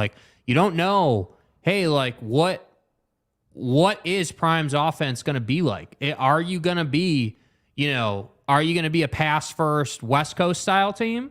Are you going to be a run first, traditional kind of team that play actions? What are you going to be? That's what I think we just don't know. And you look at the Pack and it's tough. Yeah. I think, listen, if they can beat, just looking at this schedule, if they can somehow beat Nebraska, Colorado, you got to win the Colorado State game. Have to, yeah. Just nothing to talk. That's a rivalry game. You got to win that game. So let's give them Nebraska 2 wins. Okay. They're not beating Oregon. Nope. They're not beating USC. Nope. Dude, Arizona State. That's a swing game, dude. Arizona, my Okay, instincts. let's give it to them. Okay, fine. 3 wins. Okay. Stanford. Okay, let's give it to them. 4 wins. Yeah. UCLA, probably not. Oregon State, definitely not. Arizona. Yeah.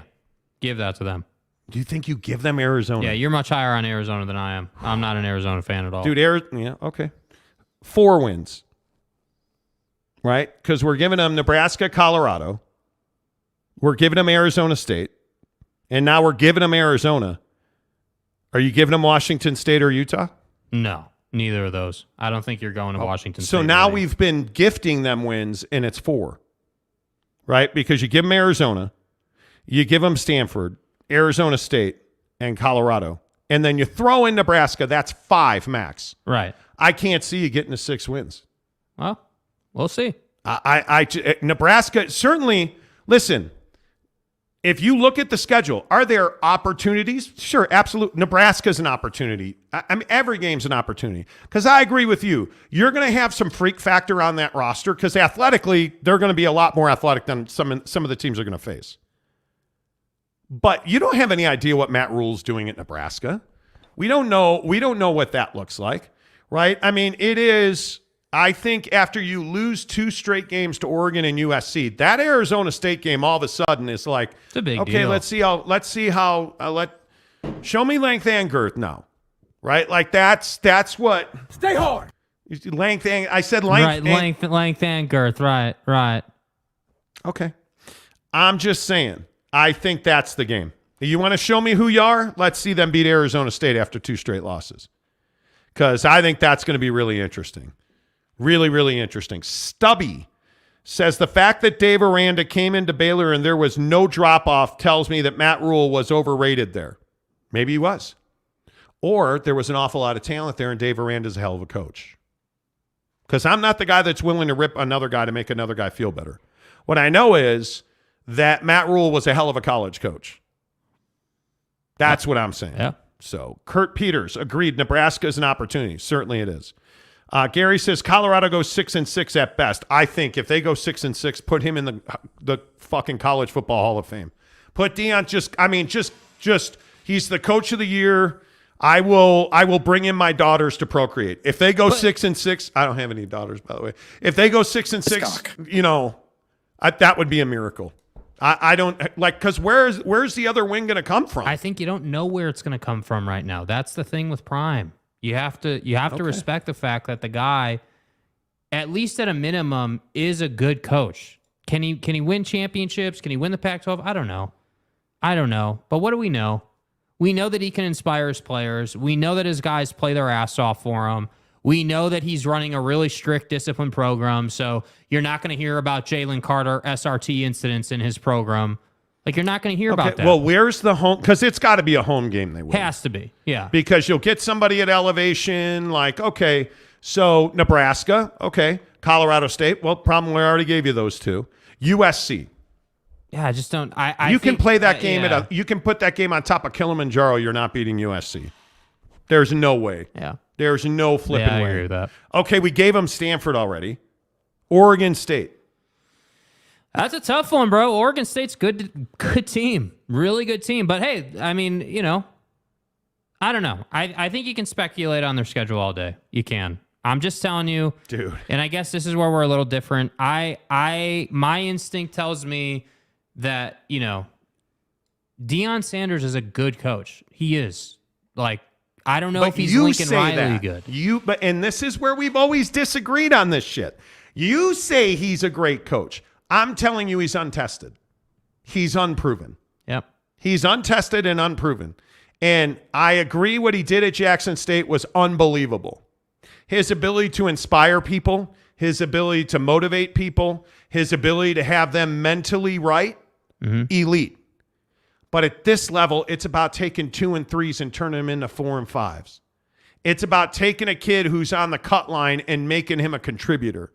That's the greatness of Lincoln Riley or Kyle Whittingham, or you look at the success that the football coaches in this country have. It's because they see it and they can fix it, and the kid gets it.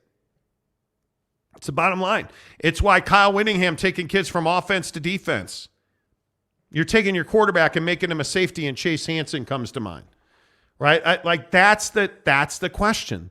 And the other question is, what are you going to do about running the football in Boulder? Because all of this is for naught if you can't run the ball and stop the run, because that's been 2 of their biggest problems. And by the way, the other guy that I need an answer on is Travis Hunter. Travis Hunter was a phenomenal 2-way player at Jackson State. Is Travis Hunter a 2-way player at Colorado? I think that's asking an awful lot. An awful lot. And I don't disagree. I don't even know if you're kidding, Truck Stop Gumby. I think Arizona's better than Colorado. But you got to find wins somewhere, right? And that game, I believe, is in Boulder.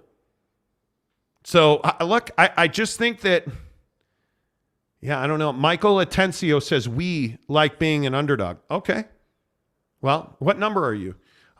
Stubby, 1080. It was a joke. I was relaxed. He doesn't know what his number is because he still has to earn it in the program, Because you don't get numbers yet on prime time. Please. Stubby says TCU loses a ton, but they do have a returning quarterback that's proven and they recruit decently. I think I would call TCU a loss.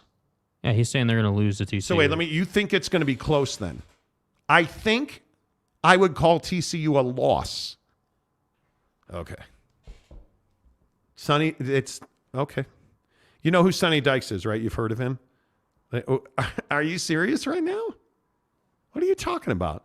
Atencio says, CU battled TCU until the second half, but they made adjustments and okay.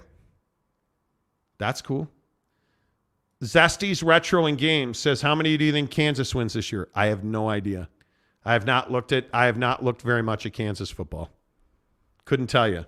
I would give them at least 500 because they played very well this year and they're only going to get better. Scott Kinnebrew. Scott Kinnebrew. Hi, Scott. CU didn't have much talent and it got worse since Dion took over. No, it did not get worse. No, it has not gotten worse. I would disagree with that. I think in incredibly important skill positions, they've gotten better, namely the quarterback. Their defense, their secondary is very good. Yeah. Their secondary is going to be good. They're going to turn the ball over back there. The question is, can they stop the run? What does their D-line and their linebackers look like? That's been a problem for 7 years at Colorado. 7 years. And can they run the ball? Because they have not been able to run the ball recently in recent times. So, those are always going to – he's going to be able to throw the ball down the field. I think they're going to be able to control the passing offense in most games. The question is, can they stop from giving up, 7, 8, 9, 10 yards on second down? Because a lot of people can stop the run. They can limit the run to 3, 4 yards on first down. Do you have the balls? Do you have the talent to stop the run on second down? Yeah. That's the biggest question. Truck stop Gumby. 3, the Oregon State University is under the radar team. Again, totally agree. Yep. Totally agree. 1984, a member of the program says, what are Dion? Well, that would be he's a football coach, man. Yeah, Make sure you join the channel. We always read our members' comments first, like Kurt Peters. The way he's recruiting year 2 is going to show what he will actually be, good or bad. Totally agree. How good are Deion Sanders' assistant coaches? He has an elite staff. I mean, if you look at his staff, like Trevor Riley's a very interesting example. Right. If you look at his staff, Tim Brewster, Gary Harrell, Kevin Mathis, Dennis Thurman. I mean, like, he's got an incredible coaching staff. Yeah. Like, it is from top to bottom. Sean Lewis, I think, is very good. Charles Kelly, who is a Nick Saban disciple in the secondary, is very good. Nick Williams on the D-line has huge program experience. My question will more be, where's Tim Brewster at tight end? That's the question that I have. What is Tim Brewster's role in the offense? Because he's not just a tight ends coach. Mm-hmm. So it'll be interesting to see what Tim does. But again, Gary Harrell, I think, is a proven offensive contributor. Andre Hart, the linebacker coach, has been really good. Kevin Mathis, obviously, I think he's been with Prime. This will be his 4th season with Deion Sanders. I think we already know what Dennis Thurman's defense did at Jackson State. Just system. And this is one of the things in your favor, by the way, on this Deion's a good coach thing. Right. Systematically, they were better than anybody they saw. Just from a system standpoint, Jackson State, if you paid attention to that at all, Jackson State was a far better, just a system than everybody else. There's no doubt about that. So, I mean, I'm telling you now, you look at the coaching staff, and I agree. I think their staff is really solid. I think top to bottom. And the thing is, Dion knows what he doesn't know, which is what I really appreciate about guys. And you look at Willie Taggart and Mike Zimmer. I mean, those are real-world experience guys. Mike Zimmer, I think, is an incredibly important voice in Dion's ear. Yeah. I mean, I just don't know. Willie Taggart's got good experience, too. Willie Taggart does. And, again, you just look at the key positions. Just look at the key positions. And I don't see how you're not excited about that. Yeah, I guess I don't know. I don't want to say outlandish stuff, but I guess I believe in him more than a lot of people do. You do. So. Far more. Far more. I think the biggest question is, if we're being honest, is Hunter a Heisman Trophy prospect? Is he an offensive guy or a defensive guy? I would guess Prime's going to have him play two ways, wouldn't you? I would guess. But let's see. It means nothing until you get out there. Yeah. It means nothing until there's somebody on the other side of the field. Because that's when it matters. You know, like it is. Yeah. It matters what you do on the field, not in practice. I agree. Are you feeling better? Because last time we talked about this, Jake wound up lying on the floor and crying in the fetal position. Right. So. Stop crying like a little girl. You know. Oh, you're correct. Willie Taggart did not take the job. He went to the Ravens. My bad, Lamont. Thank you for catching that. C. Kaufman says, Dion is a wait and see how he does, coach. He is. He is. Kurt Peters, you bring that much talent at coaching. How do you not improve? You improve. But how much? I don't know. I think he's worth a couple of wins a year. The staff is worth a couple of wins a year. Now, again, you have to have a quarterback. Is Shedeur Sanders one of the best quarterbacks? Is he top half in the Pac-12? He's got top half arm talent. It's going to be whether he can read a defense and understand what they're trying to do. And what's the offensive line look like? Yeah. Yep. Because that's the thing. Because, again, I'm the guy that believes people will just come to Colorado to play football because they want to be around Prime. I honest to God. Everybody got all pissed when he prayed with his players. Parents will send their kids to Colorado to pray with Dion. I mean, it's almost a certainty. It is what it is. You know? Yeah. But right now, I don't know where you rank Deion Sanders as far as coaches, and I don't see Shedeur Sanders as a world beater in as far as Pac-12 quarterbacks go. Yeah, I mean, I think he has a lot to prove. There's no doubt. I think, again, like, you know, Witt and Riley are obviously 1A, 1B. You know, I put Witt ahead of Lincoln Riley because Lincoln's lost both times.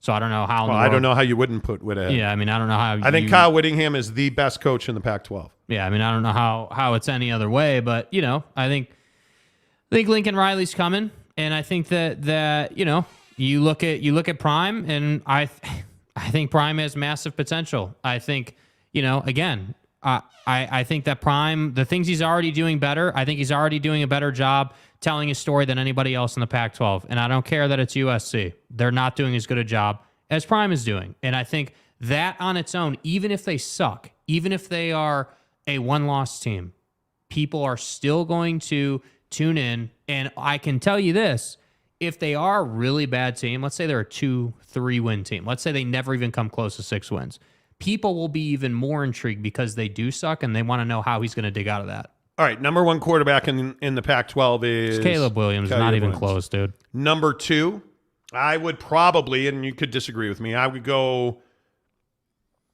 Bo Nix or Penix. Probably Penix, but, you know. Okay, so Bo Nix would be third. Yeah, Bo Nix would be third. Yeah. Cam Rising 4th. He's got to stay healthy. Yeah, the knee with Cam is kind of concerning, but yeah, just on paper, yeah. Then I think it's everybody else because I am not, and I know that I am the only one apparently who covers a Pac-12. I don't believe in DJ Uiagalelei until I see it. And this is my one question about Oregon State. What does Uiagalelei look like this year? Because I think I'd probably take Cam Ward ahead of DJ. I think I would probably take Shedeur Sanders or DJ Uiagalelei. I think that's a really close. I think you got to take DJ just because of the Clemson experience and, you know, being. But he got embarrassed at Clemson. Well, I know he got embarrassed, but at least he's played against the competition that. Okay, Jaden Delore or DJ Uiagalelei. Probably Jaden, honestly. Jaden Delora or Shedeur Sanders. Man, I'm telling you, I think once you get past... See, maybe I overbelieve in Cam Ward. And I freely admit I could be too much on that. I think once you get past Cam Rising, it's a mosh pit. Everybody's together. But isn't it the conference? I mean, that's the conference. Well, you have 4 good teams, and that's it. It is. And I think it's why I'm so surprised that Penix came back.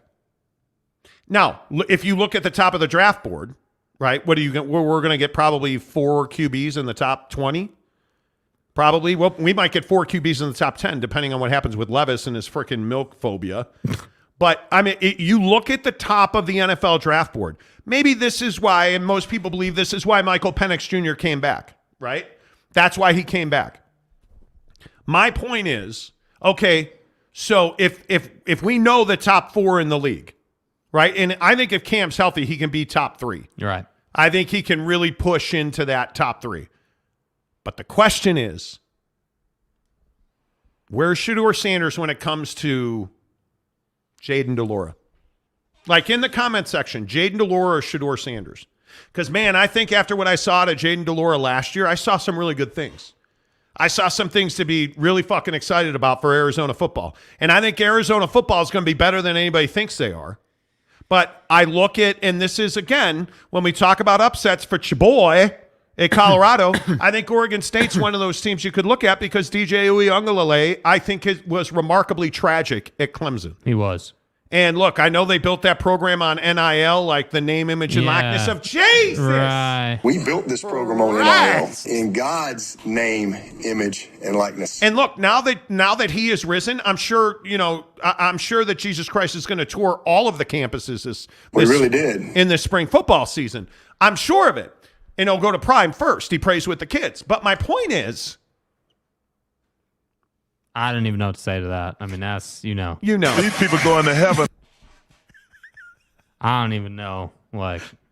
Anyway, Brandon Butler, my guy. What's up? Good to see you, dude. Cam Rising is top 2 if he's healthy. 2-0 versus Caleb. Can't disagree. But he can't stay healthy. And your best ability? Your availability. And by the way, Caleb Williams did what he did with no defense. Gary, well, some defense. Everyone said the same thing about Penix. Watch out for DJU this year. But we've already seen it. We've already seen it, right? I think when Penix broke out, nobody knew who Penix was. When he really got good, nobody thought he would be this good. Nobody thought he would be this good. Who the fuck are you? We know who DJ Uiagalelei is. Now, is it because he was replacing massive forehead guy? Could be. Hey, look here, man. Could be.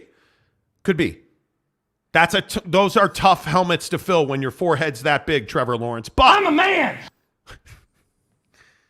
My point is, maybe Clemson was just too bright for him. Are you telling me that Oregon State is less than Clemson? Certainly it is. But you just got a new building. You're coming off of the best season that program's had in a decade. Come on now. Yeah. I'm not buying that for a second. I'm not. Brandon Butler says, been here all day, bro, throwing fire. My bad. I'm a terrible person. Your thumbnail says you know who is leaving first. Same player, CU and U of A. Ryan Fair, that's unfair. See what he did there. We're talking Pac-12 football because the New York Post says Colorado could be the first to jump to the Big 12. Prime time.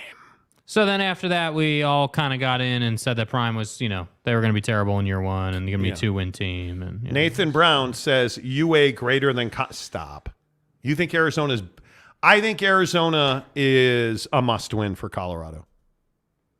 If dude who's on the team, whose name I can't remember right now, is going to be right, Atencio, you're going to have to beat Arizona. Yeah.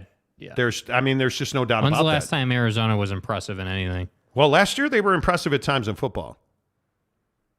I mean, Truck Stop Gumby says massive forehead guy. Trevor Lawrence, look at the size of that thing. The guy that played for Pervin Meyer, that guy. I love every time you say that. I do. I absolutely do. Truck Stop Gumby, Delora for the Pac-12 experience. I agree. I am telling you, there is. I think this is going to be a year of quarterbacks in the Pac-12 because you have so many guys who have so much to prove. How about that? Michael Penix Jr. should not have come back. Cam Rising should have come back. Yeah. Absolutely should have come back. Caleb Williams wouldn't have come back, but he has to come back. Won the Heisman, right? You look at Penix, and then you look at Bo's Dick, and I think... Excuse me. What? I'm sorry, who is that? Bo Dick.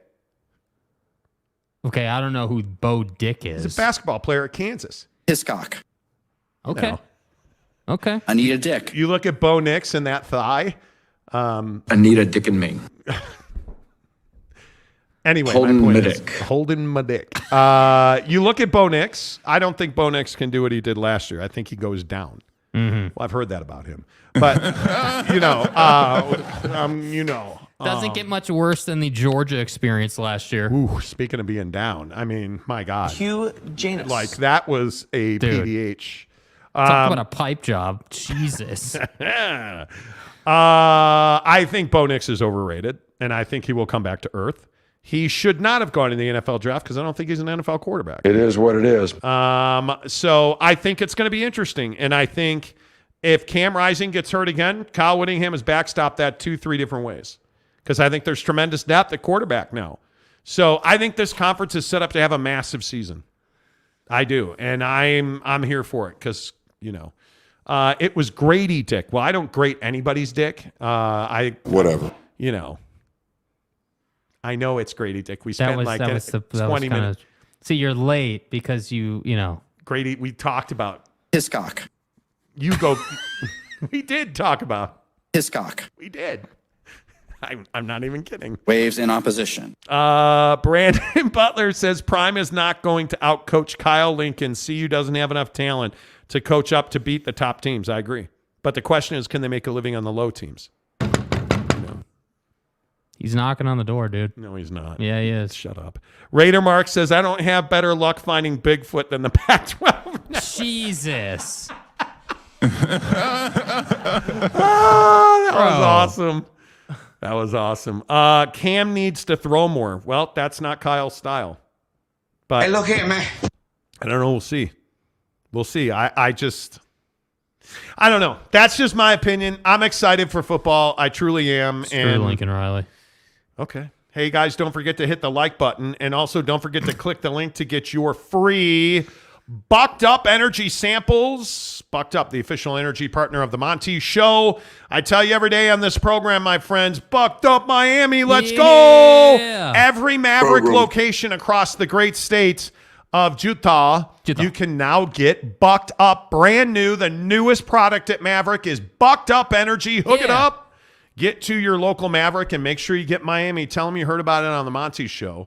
But listen, the other thing I want you to do is experience the greatness that is Bucked Up, because not only do their energy drinks, their supplements, like their pre-workouts, their BCAAs, their greens, all of it, it tastes so good, but it also works really well. Their products are effective, and you can read the labels and you can feel good about it because you know they're a local Utah company, you know they're great entrepreneurs. But here's a question I always ask you. Are you going to buy a product repeatedly and become a loyal supporter of Bucked Up Energy if it doesn't work? You're not, and they know that, and that's why they have the best ingredients to get you the best outcome, the best performance. And I can tell you, I was at the gym yesterday, bench pressing with Mrs. Monty, doing the landmine press with Mrs. Monty, and I had taken my LFG, and I had my racked BCAAs. It tastes good, and it works. It was one of the best workouts I've had. Do you even lift? I did leg day on Saturday. Phenomenal, and I felt so much better. I'm losing weight. I'm lifting more. I'm lifting longer. Hey, baby. And it's all because I've made this transition to Bucked Up, and all of their supplements and products. Go get them for free. Don't take my word on it. Don't spend your money. Go get the free samples in the description below on our YouTube channel, on our podcast. God bless you all who listen on Spotify.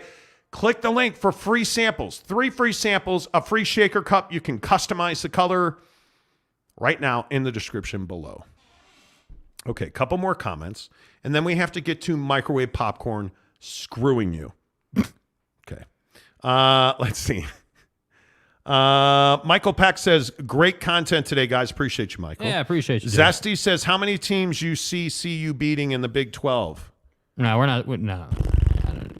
I don't know. We got time for all that. No idea. We'll look into that and the get bottom, back to you, bro. I mean, I think certainly, I mean, you're adding 4 new teams. The Houston's although I think Houston's probably more ready-made, but Central Florida, BYU, Cincinnati. BYU, perfect, in my opinion, perfect comparable, right? We got coaching turnover. You've got some loss in recruiting. I feel like they're pretty even with BYU. Yeah, I agree. 1984 says, is Bucked Up going to start selling 6-packs? Well, when they're 2 for $4, you can get a 6-pack. Yeah. Did you know right now at Harmon's, at Maverick, at Walmart, you can get Bucked Up 2 for $4, which is amazing. Yeah, it's a good deal, dude. It is a good deal. Get your Miami, man. Get it. Yep, it's I agree. Freaking bomb. Yep, I agree. Truck Stop Gumby says, truer words have never been spoken. We agree. Ryan Fair, Zesty, nobody needs them to win day one. Their academics shore up the conference. KU and Iowa State can be the only solid academics. Well, there is that. Mm-hmm. I mean, adding, and we talked about that earlier as well, makes a big difference. Let's see. Kehalani L says LMFAO. Okay. You know. Who the fuck is that guy? Gary says Grizzlies game this Friday. Let's go. Let's go. Let's go. Season's almost done here, man. They're pushing for the playoffs. Yeah, let's go. You have tickets already, Gary? Always happy to hook you up. Geoff says, first you tell me I can't have charred meat. Now popcorn. Dude, stop this pissed ruining me my off, life. bro. This really upset me, bro. Let's get into it. Yeah. So Jake sent me an article last night. Yeah. Mainly because he knows I'm fat and he hates me. And Jake, what did the article say? 5 reasons why you shouldn't eat good old microwave popcorn. Number 1, the bag is lined with chemicals.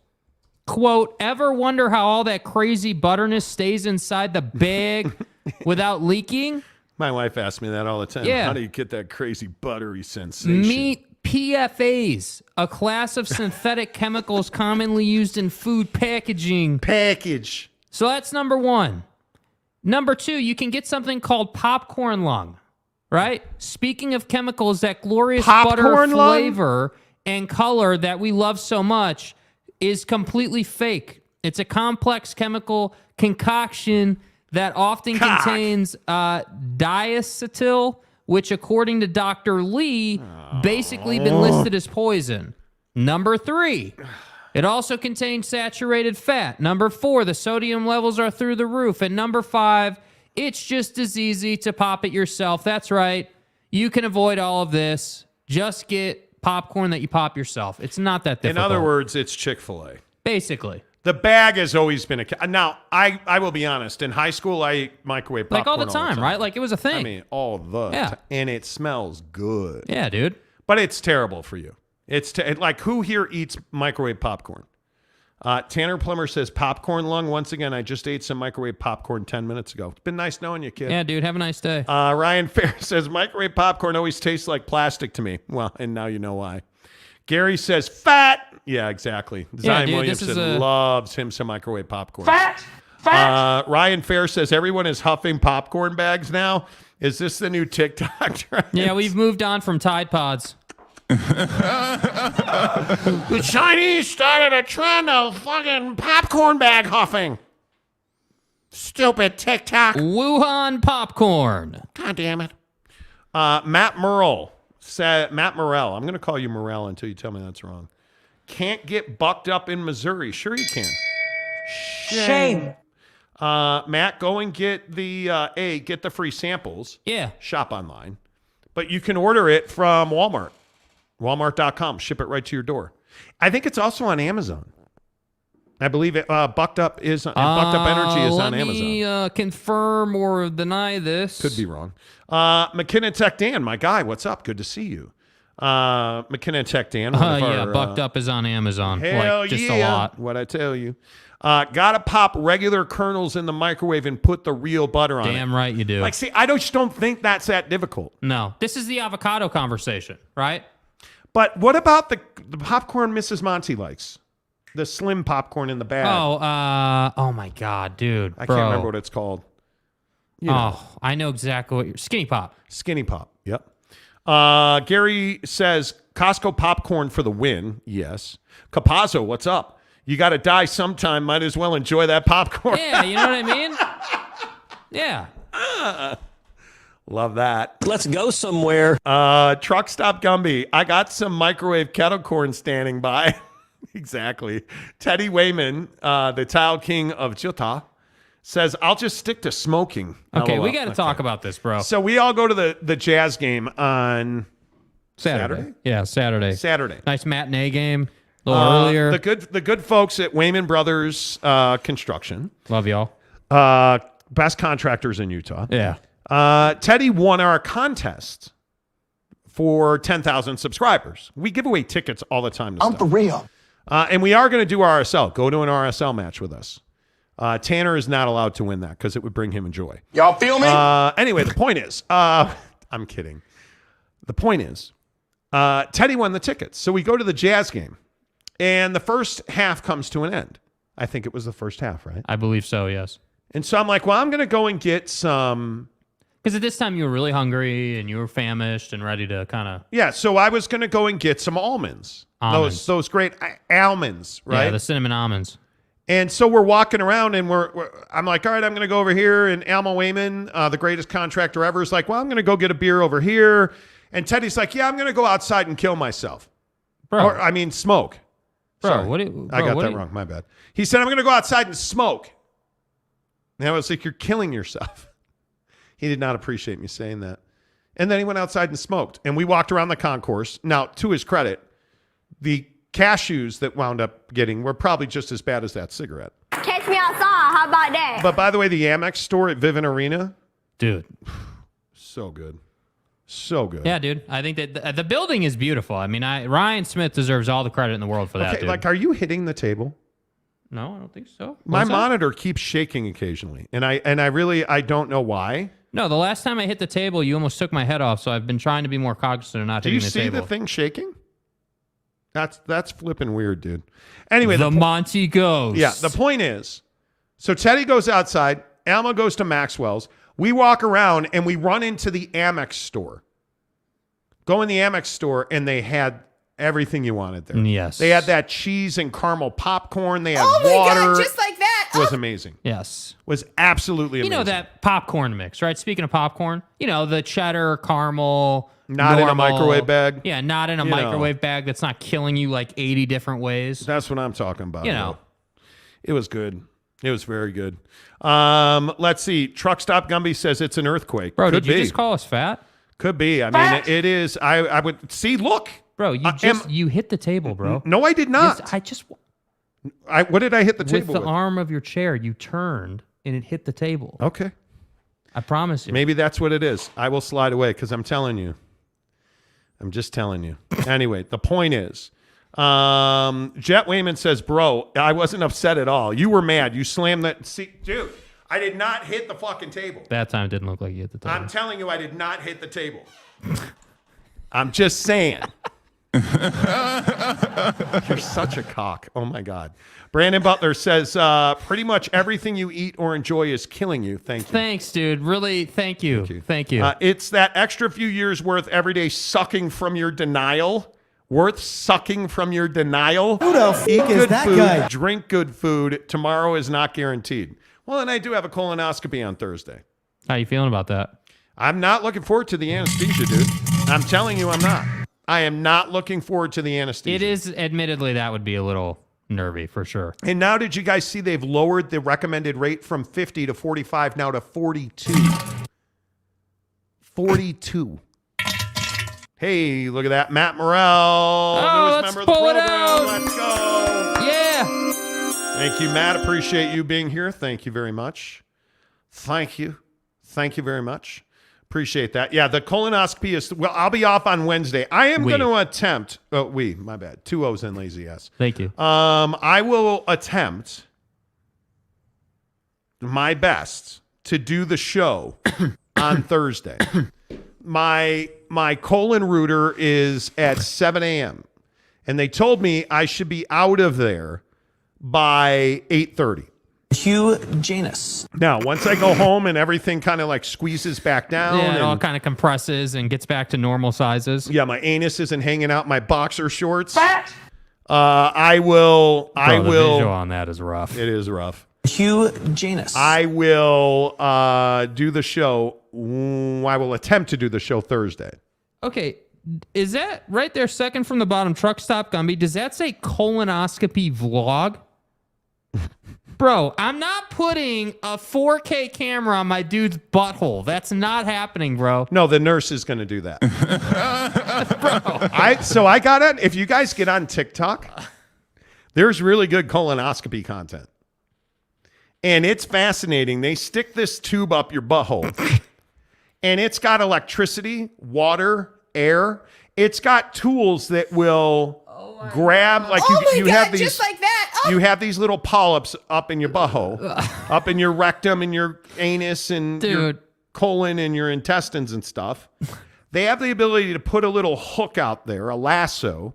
They squeeze the polyp and use electricity to cauterize it. So bricked up right now. Right? You get a little prostate exam out of it. Dude. But they have the ability to they won't let you leave until you fart. Stay hard. Because they blow gas up your intestines. You have to fart now? Before you can leave. Because they fill your intestines up with air so that they're stretched so that they can see the lining of your intestines. Yeah. Yeah. Dude. Bro. I'm telling you, get on TikTok and just search colonoscopies. Because there's some shit on TikTok that'll blow your mind. Yeah. Like what colon cancer looks like up in your butthole it's gnarly. And I the other thing that drives me crazy is watching these TikTok videos. And there's like people who are going through colon cancer. And every one of them is like, well, I saw a little blood in my poop, but I didn't think much of it because I eat spicy food. It's blood in your poop, dude. That's an issue. You think, coach? If you have blood in your poop, go to the doctor immediately. Immediately go to your doctor. Yeah. Because you're not supposed to have blood in your poop, right? Yeah. Oh, I eat spicy food. So do I. I don't have blood in my poop. I think the other thing, too, that's really interesting is this, and you talked about this a lot when Mrs. Monty went in for hers a couple months ago, that the doctors were very adamant that water intake solves a lot of problems. Two things. Fiber of both kinds, like oats, cereal, like high fiber cereal every day for like the last decade. Yeah. Fruits, vegetables, got to have them. But you have to drink water. One of the number one intestine colon wrecking habits is not drinking water, right? Jake's drinking water right now, right? So I always have, and usually it's a bucked up cup, but I always have water. But why is it not a bucked up cup? Because you're saving, because you like your bucked up cup so much, you're saving it for the prep. I am. Which, by the way, when does that start anyway? Wednesday morning. Okay, so the morning, the day before. So here's what it looks like. It's all about laxatives, right? Because you need to walk into the doctor, the colonoscopy thing, and you need to be crapping clear water. Quite literally. Say that? Wow. Yes. And it should have a little yellow in it from your bile, right? Because your kidneys put bile in there. Yeah. And that's it. And so they will not do your colonoscopy if you do not clean yourself out. So they give you the whole recipe. You can drink clear liquids. It's a 24-hour fast. Yeah. So I will not eat a single piece of solid food from the time I wake up on Wednesday morning until the time I'm out of that place. I will not eat solid food. And I am using body armor because Mrs. Monty, my wife, had a colonoscopy back in the fall. Yeah. And she crushed it. Like the lady just crushed it. She's such a hero. But she used the body armor. Right? So that's what I'm going to use. And you need 28 ounces twice. So you take these little tablets that are laxatives, and then you drink 28 ounces of liquid and Miralux, a bottle of Miralux. You just pour that shit in there. Yeah. And you drink that thing. And I think you have 40 minutes to drink the whole thing or something stupid like that. And then it just rips you apart, dude. Yeah, bro. It just rips you apart. Are you at all worried about that process, the clearing out? Because that's what everyone freaks out about, I feel like. No, because I'm not going to work. That's why I'm not working Wednesday, because I am not going to be sitting here and sprinting upstairs to go take a dump. I'm not doing that. Yeah. So I am going to be at home on the couch, chilling and drinking this stuff, and I'm going to be pooping my life away. Yeah. And then Thursday morning at 3 a.m., I have to get up and drink 28 more ounces of that stuff. Bro. It's not good. Because when you go in there, your intestines have to be empty. You can have nothing but clear in there. Well, look, I mean, you'll get through it. It'll be good, but that's just tough. Yeah, it's brutal, dude. It is not good. Yeah. It is not good. And yes, everybody's correcting me about bile. It does come from your liver. Excuse me. Did I say kidney? You did, but it's fine. It comes from your liver. Yeah. Kurt Peters says it comes from your... No, it comes from your liver. My bad. I misspoke. Zesty's Retro and Games gives us $2 today. Watch the Pac-12 teams leave Wednesday afternoon. That would be amazing. Dude. That would be amazing. Truck Stop Gumby just puts 3 emojis of toilets. Yeah, dude. C. Kaufman says, great showgram, guys. Appreciate that. McKinley Cutler said, my dad had his done a few months ago. By far the worst part was the cleanse. It destroyed him. It's tough, dude. It is not easy, dude. Nathan K says, no one cares. Okay, well, so thanks get for the coming. hell out of here then. We'll see you later. Ryan Fair says, the VA makes you take a gallon jug. It's the worst. Man. Well, you guys listen. I know it's uncomfortable to talk about colonoscopies, and I know it's uncomfortable to talk about men's health, and what's that, or you get colon cancer. Yeah, and you die. Because these little polyps that they find, like Ryan Reynolds is probably the most famous now. 2 months ago, they did a vlog of him getting his colonoscopy. They found 2 polyps in his intestines. And what they do is they clip these out, and they're not cancer. What they are is these little polyps, they clip them out, and if you clip them out, they're non-cancerous. If you leave them there, they become a tumor and they become colon cancer. That's how colon cancer happens. Yeah. These little polyps, you don't get a colonoscopy, you ignore the symptoms, and all of a sudden you have colon cancer. Whereas if you get these polyps cut out or you detect polyps in advanced stages, usually it's very treatable. Yeah. But we're so insecure about going to get a colonoscopy, and we don't want to, go through the prep, and I'm going to do this prep. I'm going to go through this colonoscopy, and hopefully I'm not going to have to do it again for another 5 years. Yeah. But I'm Which 50 is now. This is a nice thing. It's not every single year. It's not, Yeah. It's every 5 years now. That's right. And it's to me, it's worth it. It's worth it. Yeah. It's worth it. It is. It's just me. I think it's one of those things where you have to do it. And I know people don't like talking about it, and I know people don't want to hear about it. I want you to hear about it. Yeah. I hope you're here, and I hope it makes you uncomfortable, and I hope you go and get a colonoscopy. Yeah. Because I'm telling you now, if you don't, you're playing roulette. Asking for trouble, dude. Because almost everybody has some form of a polyp.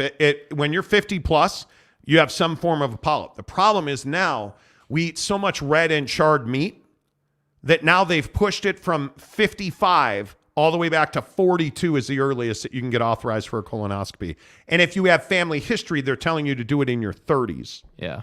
So like if you have family members that have had colon cancer or colon issues, I'm telling you, don't wait, because it's much better to go through this 1.5 day process to save the rest of your life. I mean, think about that. What is it? So 1.5 days. So what, 33 hours-ish of time of uncomfortableness? And for me, because my colonoscopy is at 7 a.m., it's literally 24 hours.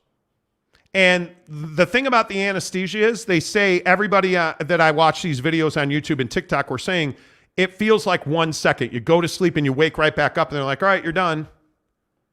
And it's a 30-minute procedure. That's fascinating to me. Isn't that fascinating? And most of the time they can catch if there's an issue right there and they can fix it. It just makes all the sense in the world. But I'm serious. The putting you under thing is fascinating to me, how that works with the mind. I mean, I know it's scary. It's terrifying. But the idea, like your sense of time, the idea that it feels like, hey, I closed my eyes and I woke back up, that's how it feels to the human. But in reality, a half hour's gone by is wild to me. It's bizarre. Yeah, like it's crazy. It is bizarre, dude. And I'm just telling you, that's what scares me. The colonoscopy part, finding what you find, I'm not worried about that. Yeah. Like I am, you guys, we joke about it on the show all the time. I'm regular like the clock, dude. Like every morning we come in here, I literally eat high fiber cereal every single day. Yeah. Shredded wheat or some form of high fiber cereal every single day. And I tell you that because dude, like I put out pounds, right? And it looks good. It's the right color. It's the right consistency. Good to go. Go do it. Yeah. Go do it. So there you have it. All right. All right. I'm done talking about my butthole. Yeah. Gary says I'm 31, so I got 11 more years. Yes, you do. Attaboy. Eat well, my friend. And by the way, Gary knows every restaurant in the world. Imagine how being put into stasis and waking up years later, dude. That terrifies me.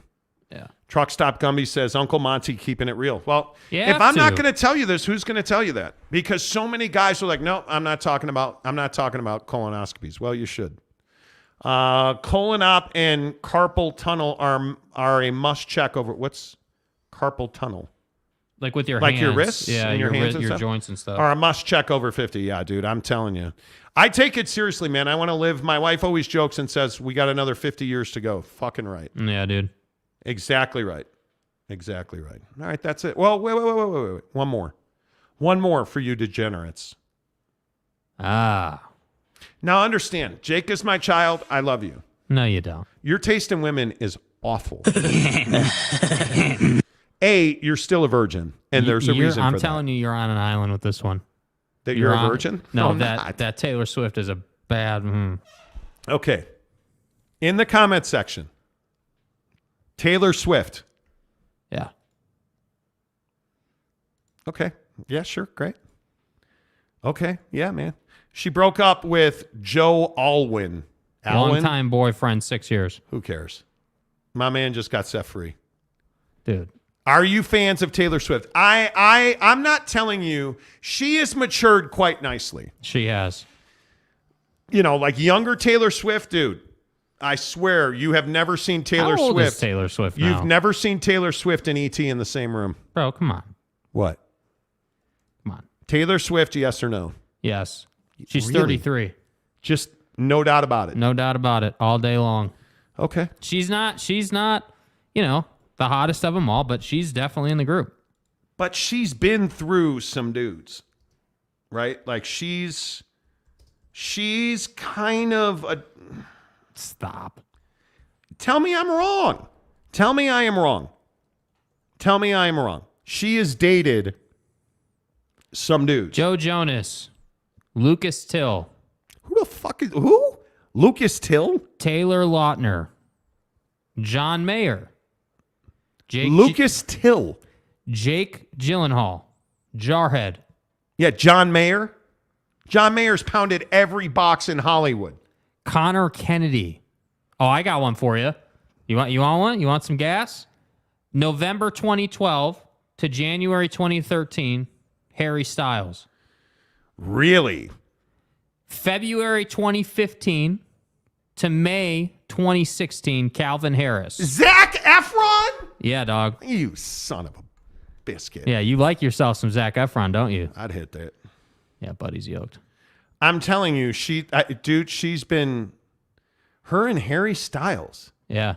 She was a kid. I'm telling you, man, she's been run through, dude. I don't know. She's dated a lot of dudes, man. And she dates older dudes. She doesn't date those young dudes. Like, I don't even know who this guy, actor Joe Alwyn. They were first photographed together in 2017. They collaborated on Taylor's Lockdown album. They sparked engagement rumors. Sadly, in April of 2023, news emerged the couple had amicably called it quits. No. Yeah. Okay. Well, now she's on to her next thing. Dude, she's run through some dudes. Like, who's Calvin Harris? Calvin Harris? Yeah, who's Calvin Harris? Huge musician. Okay. Huge. Don't know him. Harry Styles, that's my guy. I know Harry You're Styles. sleeping on Calvin Harris, bro. Okay. Zac Efron. God damn. So they were way younger when she dated Zac Who's Efron. Connor Kennedy? No idea. Let's look. Oh, Taylor dated Robert F. Kennedy. She dated a Kennedy. Goddamn. She dated a Kennedy. So she's like hooking Marlins here. Yeah. I'm telling you, dude. Because Eddie Redmayne. Who the hell is Eddie Redmayne? He's an actor. Les Miserables. He is a big-time actor. That's why I don't know Eddie Redmayne. Adam Young. Okay. Jake Gyllenhaal. Jake Gyllenhaal. She was like 12 when Jake Gyllenhaal and her dated, like 2010 to 2011. Yeah. Like, are you serious? Like she was like 19 or something. Hey, man. Right. Corey Monteith, another actor, he starred in Glee, one of the worst shows ever. Tell me that, please, in the comment section, tell me you didn't watch Glee. And John Mayer has, I'm serious. I am serious. I don't know that U-Haul doesn't have as many boxes as John Mayer. I need a dick. My guy has been everywhere. That thing has got to be like a rotted bratwurst that was on the grill too long. Like, are you kidding me with John Mayer? Yeah, when dude, you've been inside, then there's loving, and then Dick and Ming. You know, like John Mayer. She's beautiful, bro. You can't say she's not, bro. Come on. But again, is this not? And I'm being serious. Is this not the Britney Spears conversation? Yeah, it is. It always is. Right? Yeah. You know the customers who have shopped at the store. And she's now turned into like a 7-Eleven away from like a department store. She's like 7-Eleven. Dude's just coming and going. Right. Right? Like always open. We went from Neiman Marcus to 7-Eleven. Right. Always open. Right? Like, I mean, come on now. Hugh Janus. Right? Like she must. Does that not devalue the Yeah. Because I knock her down a few rungs. Do you ever want to know a lady's history? I don't. I'm not a huge fan. Oh, my God. I mean, yeah, I guess, but you really trying to sit here and go through the entire resume of every girl you're going to date? No. Kurt Peters. Give me some Oprah. I'm ready to retire. Damn, Kurt. Damn. Because it's all part of the plan. What are deal breakers? Because I haven't found a deal breaker yet. You'll like, I mean, she's not even with a baseball team. She's with like a fucking football team and the JV team. Stop. Like, what are your deal breakers She's with only chicks? been on one side of the ball. She's only at 12.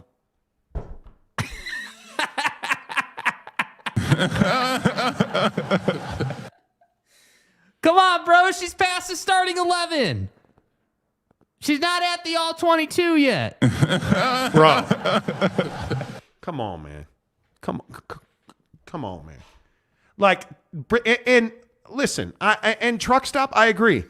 Brittany, at least Taylor can play an instrument. Listen, Britney Spears is all kinds of flipping crazy. But Britney Spears is hot. Oh, don't sit here and say she's not hot, dude. Dude, you're listen, serious. Taylor Swift has improved over the years. But Britney Spears is like abso-flippin'-lutely. Britney was hot when she was like 20. Yeah, and then fell off the face of the earth. Right, but then Kevin Federline and mental disease happened and she shaved her head and all of a sudden she's not as hot as she used to be. Taylor is aged like fine wine, bro. Oh, stop Come on. it. She's aged like blue cheese and it's gotten more blue. No. Guy, do you know how many dudes, like, I'm serious. Like, yes, I do. I get it. Hot knife through I butter. understand. Hello? Yeah. She's got plenty of butter to, handle the toast. We get it. MJ says this is not an ideal conference size discussion. Only 12. Oh my God. That was well done. Well done. Gary says Jake's trying to catch HIV. No. Well, I'm not talking about me sleeping with her. Kurt Peters says I question Jake's taste in women. Here we go. Thank you. Yeah, I know. Giggity says taste. Taylor Swift is pretty not hot. Thank you. Thank you. Notice Jesus. all the 50-year-olds in the room are saying she's not hot. Giggity is not 50. He's like 24. Yeah, whatever. He's 50 for this conversation. Taylor Swift is not. Mrs. Monty says don't be jealous of Tay-Tay. I'm not. That's what I'm saying, dude. I'm not jealous of Tay-Tay. Now, John Mayer, God damn. I'm jealous of John Mayer. What a douche. Dude, do you know You're a douche. Guy, stop it. Do you know? So wait, let me play the classic double standard, even though. Hold on. Go ahead. No, it's fine. It's cool. No, please do. Well, I was just gonna say, like, why do you like John Mayer so much? I don't like John Mayer, But goddamn, if I could just get his extras, if I could just get the drips off of his cup, are you serious? So wait, let me get this right. So you want sloppy seconds after John Mayer? Yes, I do. But you're not cool. Yes, now you're picking it up. You're not cool with Taylor Swift because there's been like 12 John Mayers. Yes, dude. Jennifer Love Hewitt, thank you. Absolutely. Jessica Simpson, when she was still Jessica Simpson, thank you. Absolutely. Are you kidding me? Minka Kelly, absolutely. Are you serious? Jennifer Aniston before she turned Wrinkly Jen? Yes. Yes. Absolutely. Oh, by the way, Taylor Swift. Oh, Taylor Swift. If I trip and fall into Taylor Swift, which apparently being with all them dudes, it's pretty easy to fall into Taylor Swift. So yes, please. yeah. Are you kidding me? Katy Perry? Yeah, but I said Katy Perry's been around the block. Katy Perry, goddamn. Katy Perry has been around the block. Yeah, that's a street I want to live on. Okay. Katy Perry, yes. Are you, dude? Kiernan Shipka. I don't care who you are. Yeah, she's fine. My God. Yeah, she's fine. Are you? That's a hot ass name too. John Mayer. Dude, John Mayer is the guy who won't eat at anything but like a Michelin star restaurant. He don't ask you about the price of the wine. Just bring the best shit over, right? Like that's John Mayer. When it comes to Katy Perry. If you're gonna sit here and say that Taylor Swift got run through, you better have the same logic for Katy Perry. All right. I don't know. Let's figure it out. Oh, I don't know. About, is man? she somebody that? Yes. So she's had a lot of boyfriends. Yeah. Orlando Bloom is her like significant other, and you're telling me she's had a lot of boyfriends? Is that true? If I remember correctly, yes. Okay. Well, let's see. Orlando Bloom is her longtime engaged to actor Orlando Bloom. John Mayer, Travie McCoy. Who the fuck? What is Diplo? She's had 5 known boyfriends. She's had 5. Dude, yes, every day. Yes. Yeah, 5? Okay. I'm sorry. I know she's no she's no Taylor Swift with I'm 12. Just an idiot. I get it. Yeah, I get it. It's cool. She's had 5. Yeah. Taylor Swift just had 12. You're like, oh, dude, all day long. I'm a motorboating son of a bitch.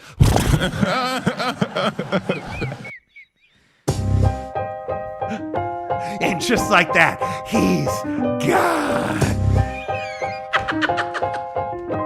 What am I even supposed to do with this? Cry. By the way, Giggity says Katy Perry's hot enough to overlook the body count. Okay.